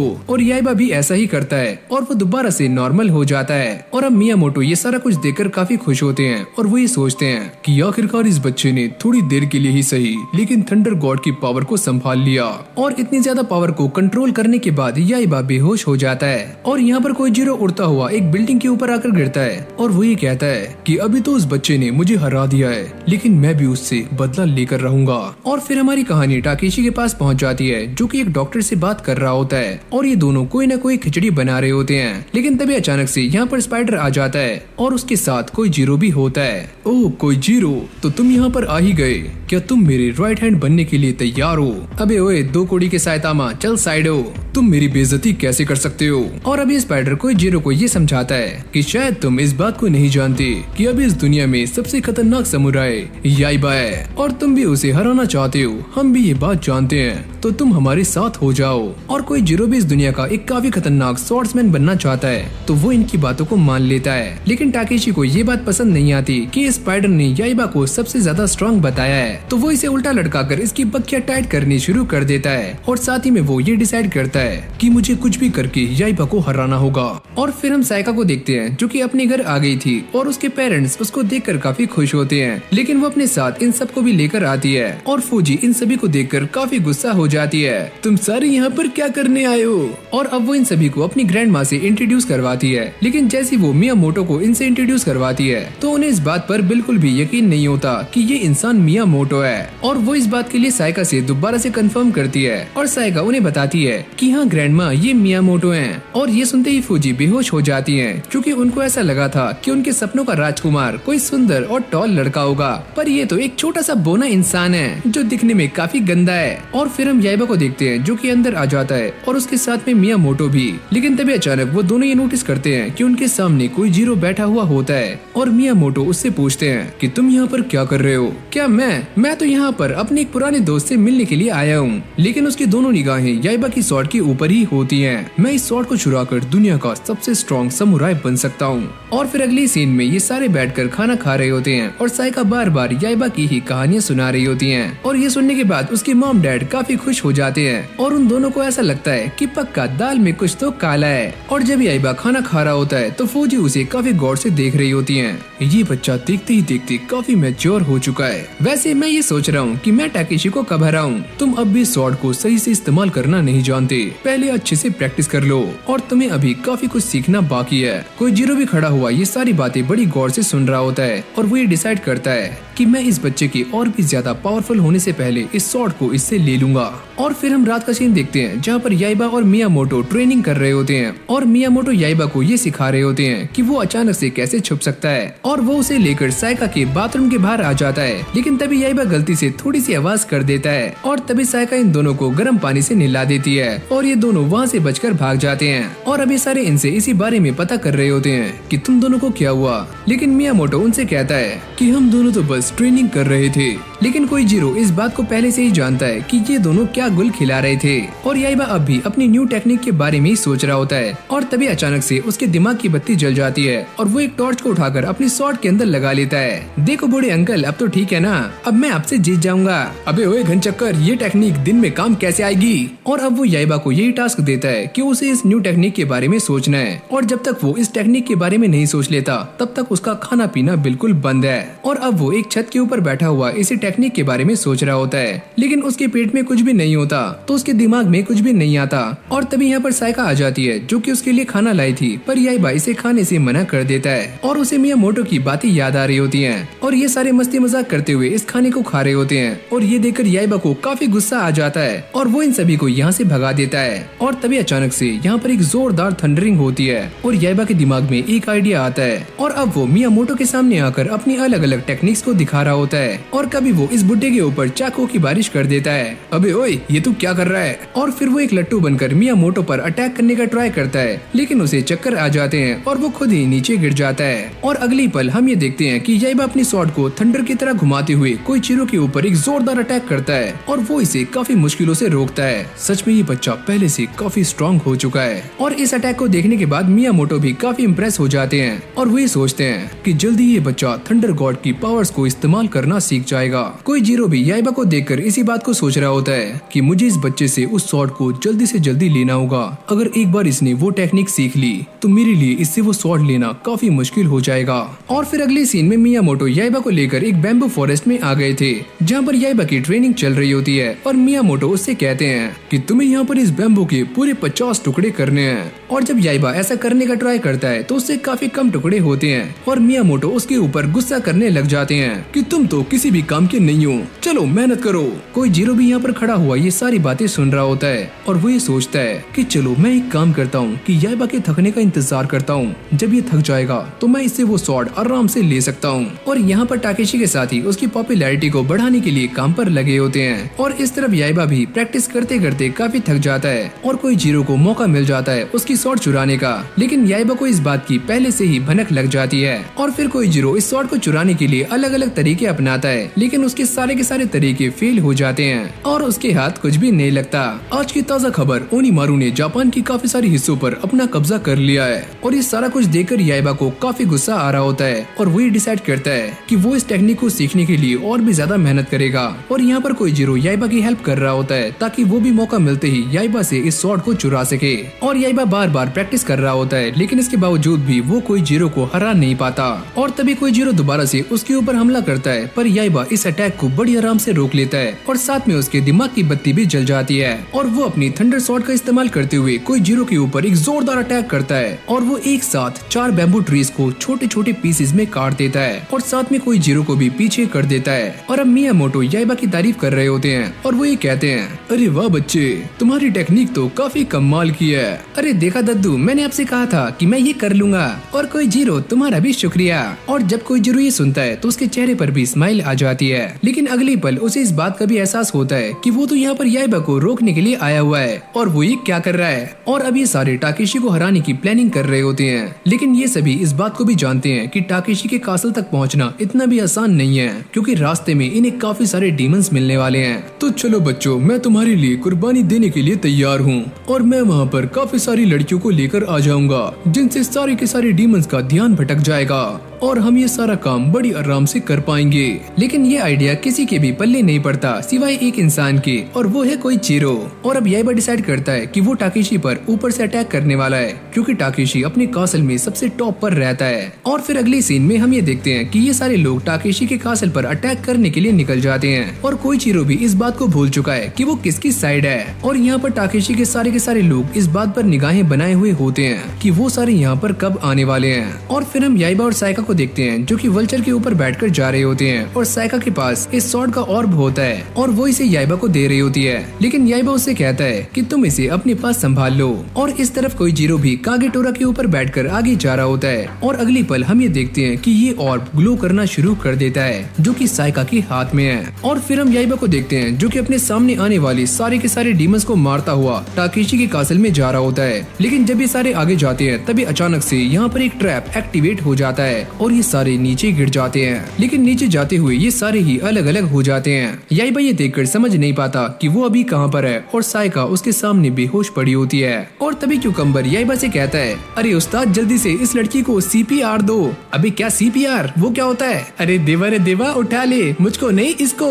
और तभी क्यूकम्बर याइबा को सारी बातें समझा देता है कि उसे क्या करना है। और जैसे याइबा साइका के फेस के पास जाता है तभी साइका उसके मुंह पर पानी की बौछार कर देती है और जैसे उसकी आँख खुलती है तो वो याइबा के थप्पड़ बरसाने शुरू कर देती है। अरे यार, ये लड़की तो काफी डेंजरस है। और तभी अचानक उन्हें पीछे से किसी के चिल्लाने की आवाज आती है। लेकिन जब वो दोनों पीछे देखते हैं तो वहाँ पर कोई भी नहीं होता। और इस तरफ गेरो, टाइगर और वल्चर एक अजीब सी जगह पर होते हैं। लेकिन तभी अचानक उन सभी के सामने एक काफी बड़ा मॉन्स्टर आ जाता है और वो ये कहता है कि मैं टाकेशी के 4 डेविल्स में से एक हूँ और मैं यहाँ पर तुम्हें खाने के लिए आया हूँ। और फिर हम मियामोटो और कोइजीरो को देखते हैं जो कि आपस में ही लड़ रहे होते हैं। मैं तुम्हारी वजह से यहाँ पर फंसा हूँ। अबे ओए, मैंने क्या किया? तू मुझे यहाँ पर लेकर आया है। और तभी अचानक से उनके सामने एक डेविल किंग आ जाता है जो कि दिखने में एक बंदर की तरह लग रहा होता है। और अब ये दोनों उसके ऊपर अटैक्स करने की कोशिश करते हैं, पर ये मंकी काफी सख्त होता है और उसके ऊपर इन दोनों के अटैक्स का कोई भी फर्क नहीं पड़ता। और अब ये सारे अपने आप को इंट्रोड्यूस कर रहे होते हैं और ये मंकी कहता है कि मेरा नाम है सुपरमैन मंकी, यानी कि सुपर मंकी। और तुम दोनों भी अपने नाम बताओ। मेरा नाम है कोइजीरो और मैं हूँ मियामोटो।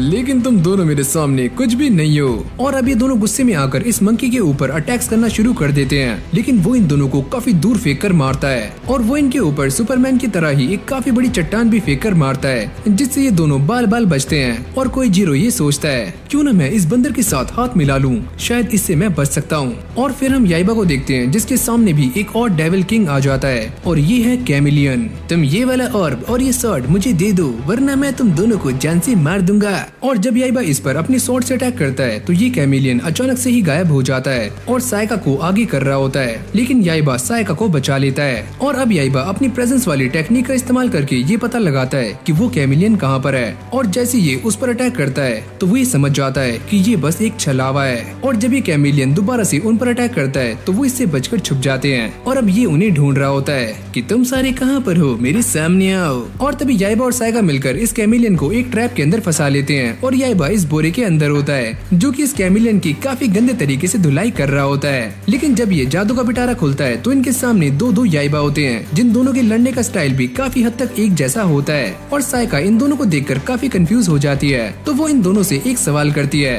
कि तुम मुझे ये बताओ कि 2 और 2 कितने होते हैं? 2 और 2 4 होते हैं। और कैमिलियन यहाँ पर फंस जाता है और तभी याइबा उसे मारने के लिए क्यूकम्बर को उसके पास फेंकता है और क्यूकम्बर उसे पकड़ लेता है। और याइबा अपनी थंडर स्वॉर्ड का इस्तेमाल करके इस कैमिलियन को एक ही झटके में खत्म कर देता है। और फिर हम मियामोटो को देखते हैं जो कि अब भी सस्ते सुपरमैन के साथ लड़ रहा होता है। लेकिन ये मंकी काफी ज्यादा स्ट्रॉन्ग है, जिसके ऊपर मियामोटो की किसी भी अटैक का फर्क नहीं पड़ता।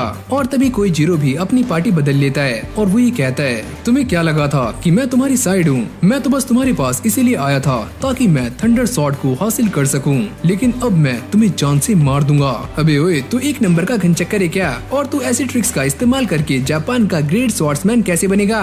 तुम तो चुप ही हो जाओ, मैं तुम्हारे बारे में काफी अच्छे से जानता हूँ। और फिर ये दोनों दोबारा से लड़ना शुरू कर देते हैं और कोइजीरो गलती से अपनी स्वॉर्ड इस बंदर के ऊपर देकर मारता है और उसकी चटनी बना देता है। और ये काम उससे गलती से हुआ होता है और वो ये कहता है, अरे मियामोटो, मैं तो शुरू से ही तुम्हारे साथ हूँ, मैं तो बस मजाक कर रहा था। और अभी दोनों मिलकर इस बंदर के ऊपर एक काफी जोरदार अटैक करते हैं और इन दोनों को ऐसा लगता है कि ये जीत चुके हैं। लेकिन तभी अचानक ये मंकी एक काफी खतरनाक गोरिल्ला के अंदर कन्वर्ट हो जाता है और वो इन सभी की बैंड बजाते बजाते उन्हें बाहर लेकर आ जाता है, जहाँ पर उसकी मुलाकात याइबा के साथ होती है। और याइबा ने जंगल में ट्रेनिंग की हुई है, तो वो इससे बात करनी जानता है और वो इससे एक सौदा करता है कि वो इसे दोबारा से घर भेज सकता है अगर वो उसका साथ दे। और फिर हमें दिखाया जाता है कि ये सारे के सारे गेरो और कागेटोरा की हेल्प करने के लिए पहुंच जाते हैं और याइबा अपनी स्वॉर्ड का इस्तेमाल करके इस बड़ी वाली फिश को एक ही झटके में खत्म कर देता है। और यहाँ पर इस गोरिल्ले ने भी उनकी हेल्प की होती है। तो जाओ मेरे चौथे डेविल स्पाइडर, इन सभी को सबक सिखा दो।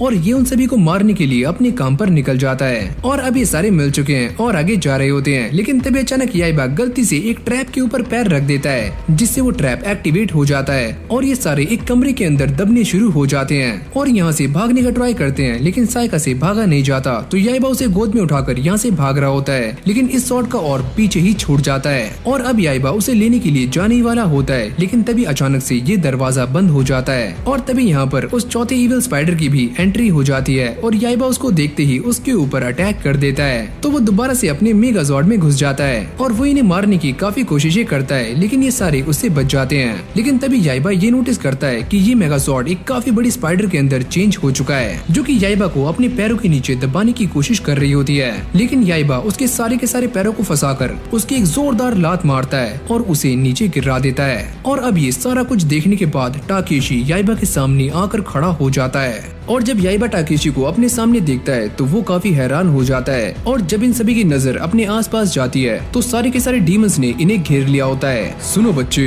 तुम्हारे पास अब भी मौका है कि तुम मेरे साथ आ जाओ, क्योंकि तुम एक काफी खतरनाक स्वॉर्ड्समैन हो और मैं तुम्हें मारना नहीं चाहता।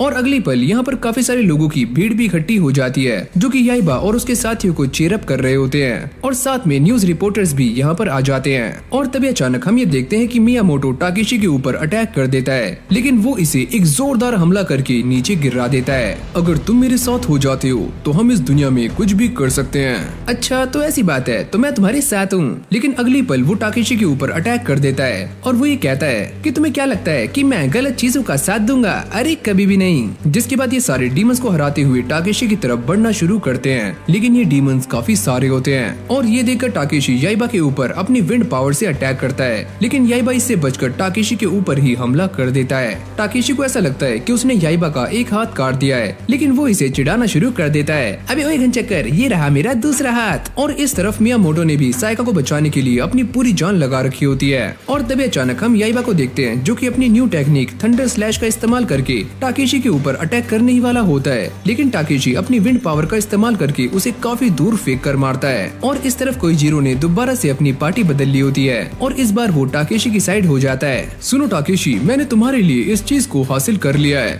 और तभी यहाँ पर डीमन स्पाइडर आ जाता है और वो ये कहता है, अरे उस्ताद, इस बंदे की बातों में मत आना, ये एक नंबर का धोखेबाज है। और जब ये सारी बातें कर रहे होते हैं तो इसी मौके का फायदा उठाकर टाकेशी याइबा के ऊपर एक जोरदार अटैक करता है और उसे इस बिल्डिंग के ऊपर फेंक कर मारता है। तुम तो सच में एक नंबर के बेवकूफ निकले, क्योंकि तुम्हारे पास ये थंडर शॉट की पावर्स हैं, लेकिन फिर भी तुम इनका इस्तेमाल नहीं कर पा रहे हो। तुम चाहे मुझे कुछ भी कह लो, लेकिन मैं इस जापान का सबसे ग्रेट समुराई बनने वाला हूँ और तुम भी ये बात देख लेना।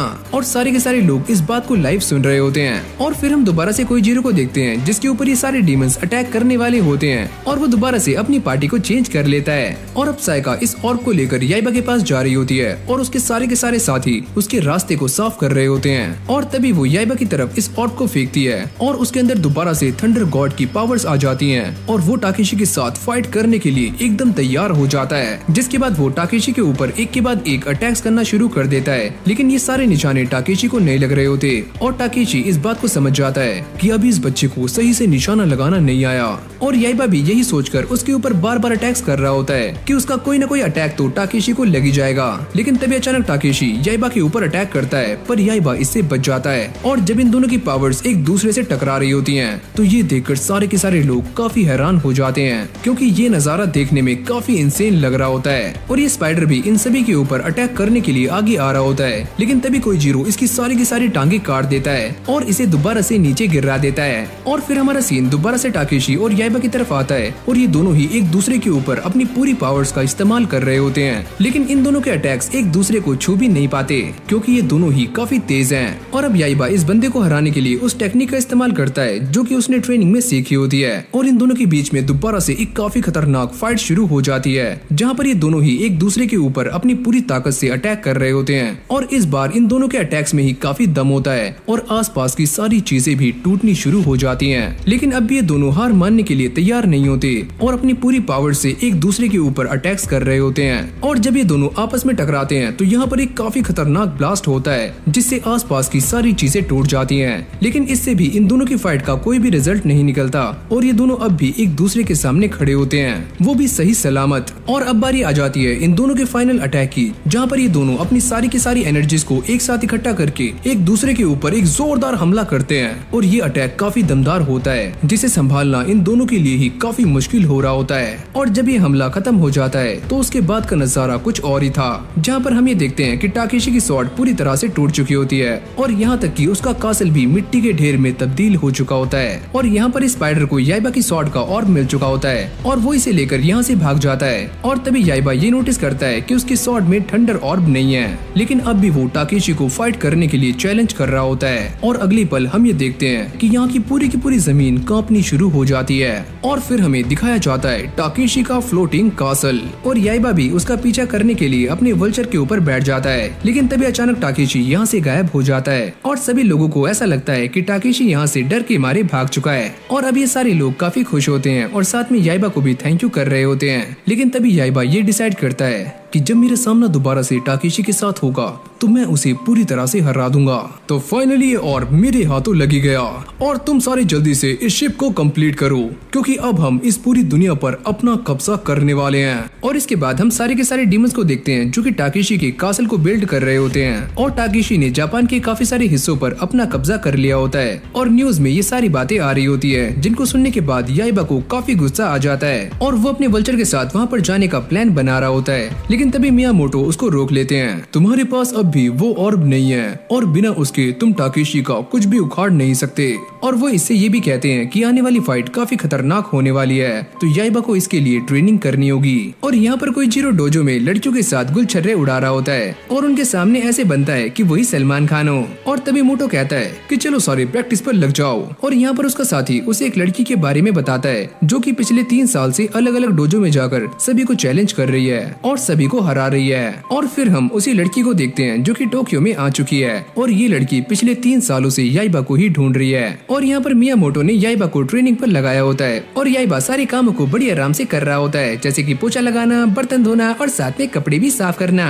तुम्हें टाकेशी को हराना है ना, तो सारे काम जल्दी करो। और अब वो सारे कामों को और भी फुर्ती से करना शुरू कर देता है। और अगले सीन में हम ये देखते हैं कि मियामोटो ने याइबा के लिए लोहे के काफी बड़े बड़े चप्पल बनवाए होते हैं। तुम यहाँ पर ट्रेनिंग करो, मैं अभी आता हूँ। और याइबा मौका देखते ही साइका के साथ सामान लेने के लिए निकल जाता है, लेकिन इन चप्पलों में उसका चलना काफी मुश्किल हो रहा होता है और वो नीचे गिर जाता है, जिसे ये लड़की भी नोटिस कर लेती है और उसको ऐसा लगता है कि साइका उसके प्रेमी को परेशान कर रही है। मोटो बताता है कि एक लड़की है जो कि हमारे डोजो को चैलेंज करने के लिए यहाँ पर आने वाली है। और अब ये लड़की डोजो में आ जाती है, लेकिन जब मियामोटो और कोइजीरो उसको देखते हैं तो उन दोनों को इससे प्यार हो जाता है। लेकिन वो लड़ने से पहले इन सभी के सामने 2 कंडीशंस रखती है और वो ये कहती है कि अगर मैंने यहाँ पर मौजूद सभी लोगों को हरा दिया तो वो सारे इस जगह को छोड़कर चले जाएंगे। और दूसरी कंडीशन ये है कि वो याइबा के साथ अपने सारे के सारे कनेक्शंस भी तोड़ लेंगे। साइका उससे पूछती है कि वो ये सारा कुछ क्यों कर रही है और वो ये बताती है मैं ये सारा कुछ इसीलिए कर रही हूँ ताकि मैं अपने प्यारे याइबा के साथ यहाँ पर अकेले रह पाऊँ। और ये सुनने के बाद सारे के सारे लोग काफी हैरान हो जाते हैं। और अब ये लड़की अपने आप को इंट्रोड्यूस करती है और वो ये कहती है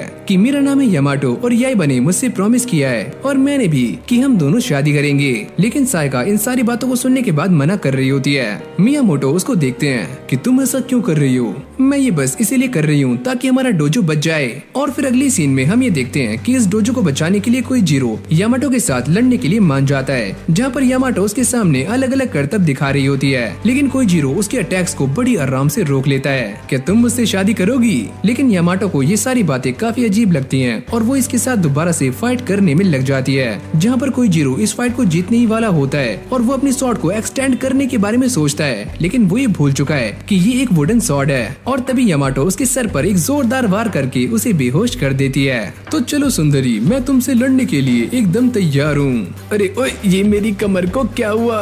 और वो मियामोटो को भी हरा देती है। और अब यामाटो को ऐसा लगता है कि इस डोजो में ऐसा कोई भी नहीं है जो कि उसे चैलेंज कर सके। लेकिन तभी अचानक हम साइका को देखते हैं जो कि उससे फाइट करने के लिए आगे आ जाती है, लेकिन इन दोनों की फाइट शुरू होने से पहले ही खत्म हो जाती है। और यामाटो साइका से कहती है कि मैंने याइबा की वाइफ बनने के लिए काफी ज्यादा ट्रेनिंग की है, तो मैं इतनी आराम से हार नहीं सकती, वो भी तुमसे तो बिल्कुल भी नहीं। पर मुझे ऐसा लगता है कि आपसे कोई गलती हो गई है। और तभी यामाटो इन सभी को 6 साल पुरानी एक कहानी सुनाती है, जहाँ पर वो अपने डैड के साथ जंगल में गई थी और एक टाइगर ने उसके ऊपर अटैक कर दिया था, लेकिन याइबा ने आकर उसकी जान बचाई थी। और तभी वो याइबा से इम्प्रेस हो जाती है और याइबा के पीछे पीछे जाना शुरू कर देती है और याइबा उसे मेन रोड तक लेकर आ जाता है। और यामाटो उससे कहती है कि तुम मुझे काफी अच्छे लगते हो और मैं हमेशा तुम्हें फॉलो करना चाहती हूँ। पर याइबा उसे मना कर देता है और वो ये कहता है कि मैं किसी वीक पार्टनर को अपने साथ नहीं रख सकता।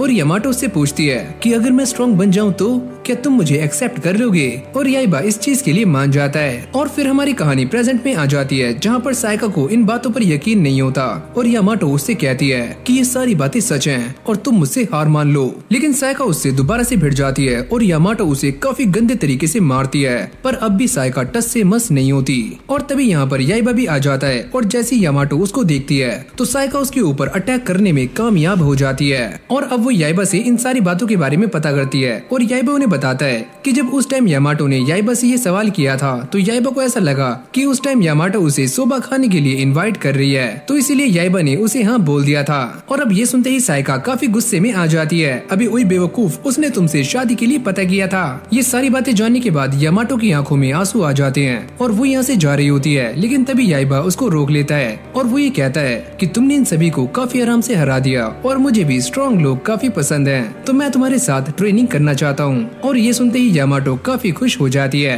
और फिर हम रात का सीन देखते हैं, जहाँ पर ये सारे बैठकर खाना खा रहे होते हैं, लेकिन याइबा अब भी टाकेशी के बारे में ही सोच रहा होता है कि वो टाकेशी को बिना उड़े कैसे हराएगा। और तभी अचानक से उसके डैड भी यहाँ पर आ जाते हैं और वो ये कहते हैं कि मेरे बेटे तुम उड़ सकते हो, क्योंकि इस दुनिया में एक ऐसा ऑर्ब है जो कि तुम्हें उड़ने की ताकत दे सकता है। अरे हाँ, मैं भी इस बारे में जानती हूँ और उस ऑर्ब का नाम है ड्रैगन गॉड ऑर्ब, लेकिन वो कहाँ पर है इसके बारे में कोई भी नहीं जानता और न ही उसके मैप के बारे में। और तभी यामाटो इन सभी को बताती है कि उसके पास वो मैप है जो कि उसके फादर ने बनाया था, लेकिन इस मैप के अंदर उस ऑर्ब तक पहुँचने के काफी सारे रास्ते हैं। तो चलो फिर मैं उन सारे रास्तों पर जाने के लिए एकदम तैयार हूँ। और फिर हमें डॉक्टर कनाबो को दिखाया जाता है जो कि टाकेशी की स्वॉर्ड को सही कर रहा होता है। तुम ये बात जानते हो ना, अगर मेरी ये स्वॉर्ड नहीं जुड़ी तो मैं तुम्हें जान से मार दूंगा।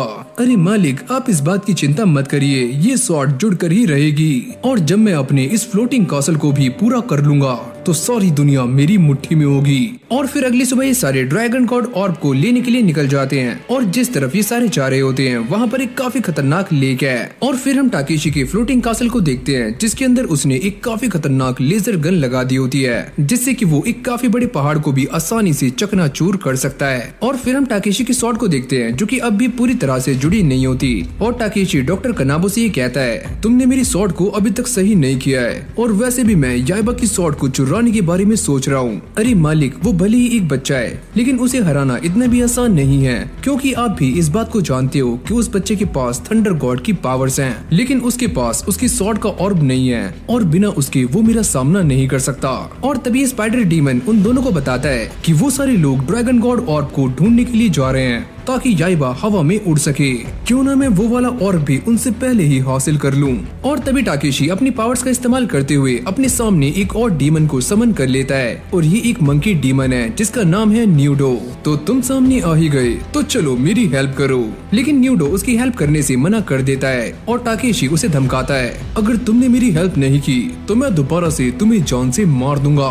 और अब वो टाकेशी के साथ काम करने के लिए मान जाता है। और अगली सीन में हम ये देखते हैं कि ये सारे उस जगह पर पहुंच जाते हैं जहाँ पर इनके सामने काफी सारा पानी होता है और इन्हें समझ नहीं आता कि आखिरकार वो यहाँ पर क्या करें। वैसे अगर हम सबको ये नहीं पता कि हमें कहाँ जाना है तो चलो एक काम करते हैं, उल्लू की आवाजें निकालते हैं, कू कू। अबे ओए क्या कर रहा है तू? और तभी अचानक हम ये देखते हैं कि याइबा की आवाज सुनकर यहाँ पर सच में एक उल्लू आ जाता है और वो ये कहता है, अगर तुम्हें मेरी हेल्प चाहिए तो पहले तुम्हें मुझे स्नैक्स खिलाने होंगे। और अब वो पेट पूजा करने के बाद इन सभी से कहता है कि तुम्हें पानी के अंदर वाटर गॉड का एक स्टैचू ढूंढना है जिसका शेप एकदम फेस की तरह होगा। अगर तुम्हारी बात सच नहीं हुई तो मैं तुम्हें पकाकर खा जाऊंगा।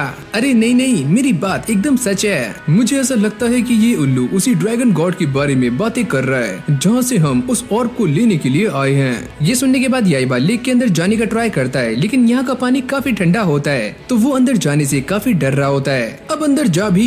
और अब याइबा पानी के अंदर उतर चुका था और वो यहाँ पर ड्रैगन गॉड को ढूंढने की काफी कोशिशें करता है, लेकिन उसे यहाँ पर कुछ भी नहीं मिलता। जिसके बाद वो बाहर आ जाता है और अभी सारे डिसाइड कर रहे होते हैं कि उन्हें आगे क्या करना है। और मियामोटो उनसे कहते हैं कि हमने लेक में चारों तरफ ढूंढ लिया है और मुझे ऐसा लगता है कि थोड़ी देर के बाद हमें लेक के सेंटर में भी जाना होगा। लेकिन ठंडे पानी के अंदर जाने की वजह से याइबा को ठंड लग जाती है और वो गेरो को याद करता है। लेकिन गेरो और क्यूकम्बर यहाँ पर फूजी के साथ आराम से मस्ती कर रहे होते हैं और ये दोनों यहाँ पर इसीलिए होते हैं ताकि वो फूजी की देखभाल कर सकें। और इस तरफ हम ये देखते हैं कि ये स्पाइडर मॉन्स्टर न्यूडो को लेकर उन सभी की तरफ जा रहा होता है और ये सारे भी लेक के बीचों बीच पहुंच चुके हैं। और तभी अचानक हम ये देखते हैं कि वो स्पाइडर इन सभी के ऊपर अटैक कर देता है जिससे इनकी बोट टूट जाती है और ये सारे के सारे कोई जीरो की शॉर्ट के ऊपर सवार हो जाते हैं सिवाय याइबा के। और याइबा पानी के अंदर होता है और जब वो थोड़ी आगे जाता है तो उसे वाटर गॉड का स्टैचू मिल जाता है और जब वो उसकी तरफ बढ़ने की कोशिश करता है लेकिन तभी अचानक उसके सामने न्यूडो आ जाता है और वो याइबा के ऊपर अटैक करके उसे पानी से बाहर निकाल देता है और उसे पकड़ लेता है। तो तुम ही हो वो स्वॉर्ड्समैन याइबा, लेकिन अब तुम मेरे हाथों लग चुके हो। और जब मियामोटो ये देखता है तो वो भी काफी पैनिक हो जाता है क्योंकि वो न्यूडो को पहले से ही जानता है और उसे इस बात का एहसास है कि न्यूडो कितना ज्यादा खतरनाक है। और अब ये वल्चर याइबा की हेल्प करने के लिए आगे जा रहा होता है, लेकिन तभी अचानक ये स्पाइडर डीमन उसके ऊपर अटैक्स करना शुरू कर देता है और उसको रोक देता है ताकि कोई भी याइबा की हेल्प ना कर पाए। और तभी न्यूडो याइबा की एक जोरदार डंडा मारकर उसे काफी दूर कर देता है और मियामोटो को जीरो से कहते हैं कि तुम आगे जाकर याइबा की हेल्प करो, वो काफी ज्यादा परेशानी में है। और अब ये दोनों ही याइबा की हेल्प करने के लिए आगे निकल जाते हैं और इस तरफ हम ये देखते हैं कि न्यूडो याइबा को काफी गंदे तरीके से मार रहा होता है और मार मार कर याइबा का भरता बना देता है। और ये स्पाइडर डीमन जैसे ही आगे जाता है तो ये दोनों उसके सामने आ जाते हैं और तभी अचानक यहाँ पर पूरी की पूरी बाजी पलट जाती है जहाँ पर याइबा एक लकड़ी के टुकड़े पर सर्फिंग कर रहा होता है और वो न्यूडो के सारे अटैक से बचता हुआ उसे मारना शुरू कर देता है जिससे न्यूडो को काफी गुस्सा आता है और वो अगले पल एक काफी जायंट ऑक्टोपस के अंदर कन्वर्ट हो जाता है। और अब ये जायंट ऑक्टोपस याइबा के ऊपर इस वाटर गॉड की मूर्ति को फेंक कर मारता है, लेकिन याइबा अपनी स्वॉर्ड से इस मूर्ति के 2 टुकड़े कर देता है जिसके अंदर से उसे ड्रैगन गॉड का ऑर्ब मिल जाता है। और अब याइबा इस ऑर्ब की पावर को इस्तेमाल करने की कोशिश करता है, लेकिन तभी अचानक हम ये नोटिस करते हैं कि उसकी तलवार में से पानी की धार निकलनी शुरू हो जाती है और ये सारे लोग समझ जाते हैं कि ये ड्रैगन गॉड का ऑर्ब नहीं है, ये तो कुछ और ही है। और इस तरफ कोइजीरो और मियामोटो ने इस स्पाइडर डीमन के प्लेन को पूरी तरह से तहस नहस कर दिया होता है और वो दोनों याइबा की हेल्प करने के लिए आगे निकल जाते हैं। और फिर हम याइबा को देखते हैं जिसको ये बात समझ नहीं आ रही होती कि आखिरकार उसके स्वॉर्ड में से पानी क्यों निकल रहा है और ये देखकर न्यूडो को भी काफी गुस्सा आ जाता है और वो अपने टेंटिकल से याइबा को मारना शुरू कर देता है, लेबे लेबे लेबे। और जब ये दोनों याइबा की हेल्प करने के लिए आगे आ रहे होते हैं तो ये ऑक्टोपस अपने इंक का इस्तेमाल करके इन दोनों को ही काला कलूटा बना देता है और काफी दूर फेंक कर मारता है। और इस तरफ साइका और कागेटोरा की भी काफी बैंड बज रही होती है और ये दोनों पानी से बस थोड़ा ही ऊपर होते हैं और इन दोनों को ऐसा लग रहा होता है कि इन सभी की फाइट के बीच में ये दोनों मरने वाले हैं। और यहाँ पर न्यूडो ने याइबा की स्वॉर्ड को छीन लिया होता है और वो उसे काफी बुरी तरह से टॉर्चर कर रहा होता है। और तभी साइका कोइजीरो की स्वॉर्ड को पकड़कर उसे एक्सटेंड होने के लिए कहती है, लेकिन ये स्वॉर्ड उसका कहना नहीं मानती।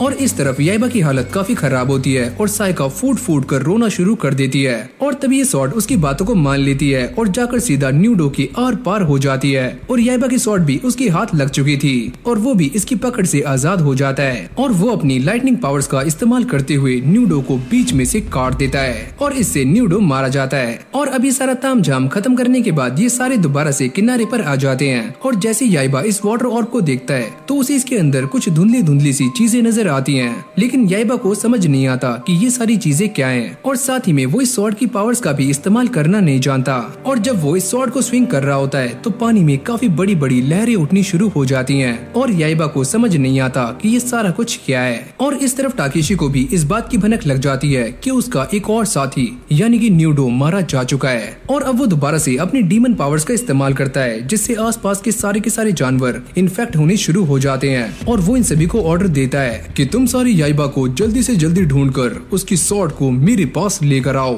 तो इसी के साथ हमारी ये वीडियो यहीं पर एंड हो जाती है, लेकिन इस एनिमे के कुछ और पार्ट्स हैं जो कि आगे आने वाले हैं क्योंकि ये एक ऑनगोइंग एनिमे है। तो अगर आप इस वीडियो पर अपना पूरा सपोर्ट दिखाते हो तो मैं इसके बाकी पार्ट्स भी काफी जल्दी लेकर आ जाऊंगा। तो गाइस फटाक से जाकर वीडियो को लाइक कर दो और चैनल को भी सब्सक्राइब करना मत भूलना। बाकी मैं मिलता हूँ आपसे एक और न्यू फ्रेश वीडियो के साथ, तब तक के लिए कीप वॉचिंग एनीसोल।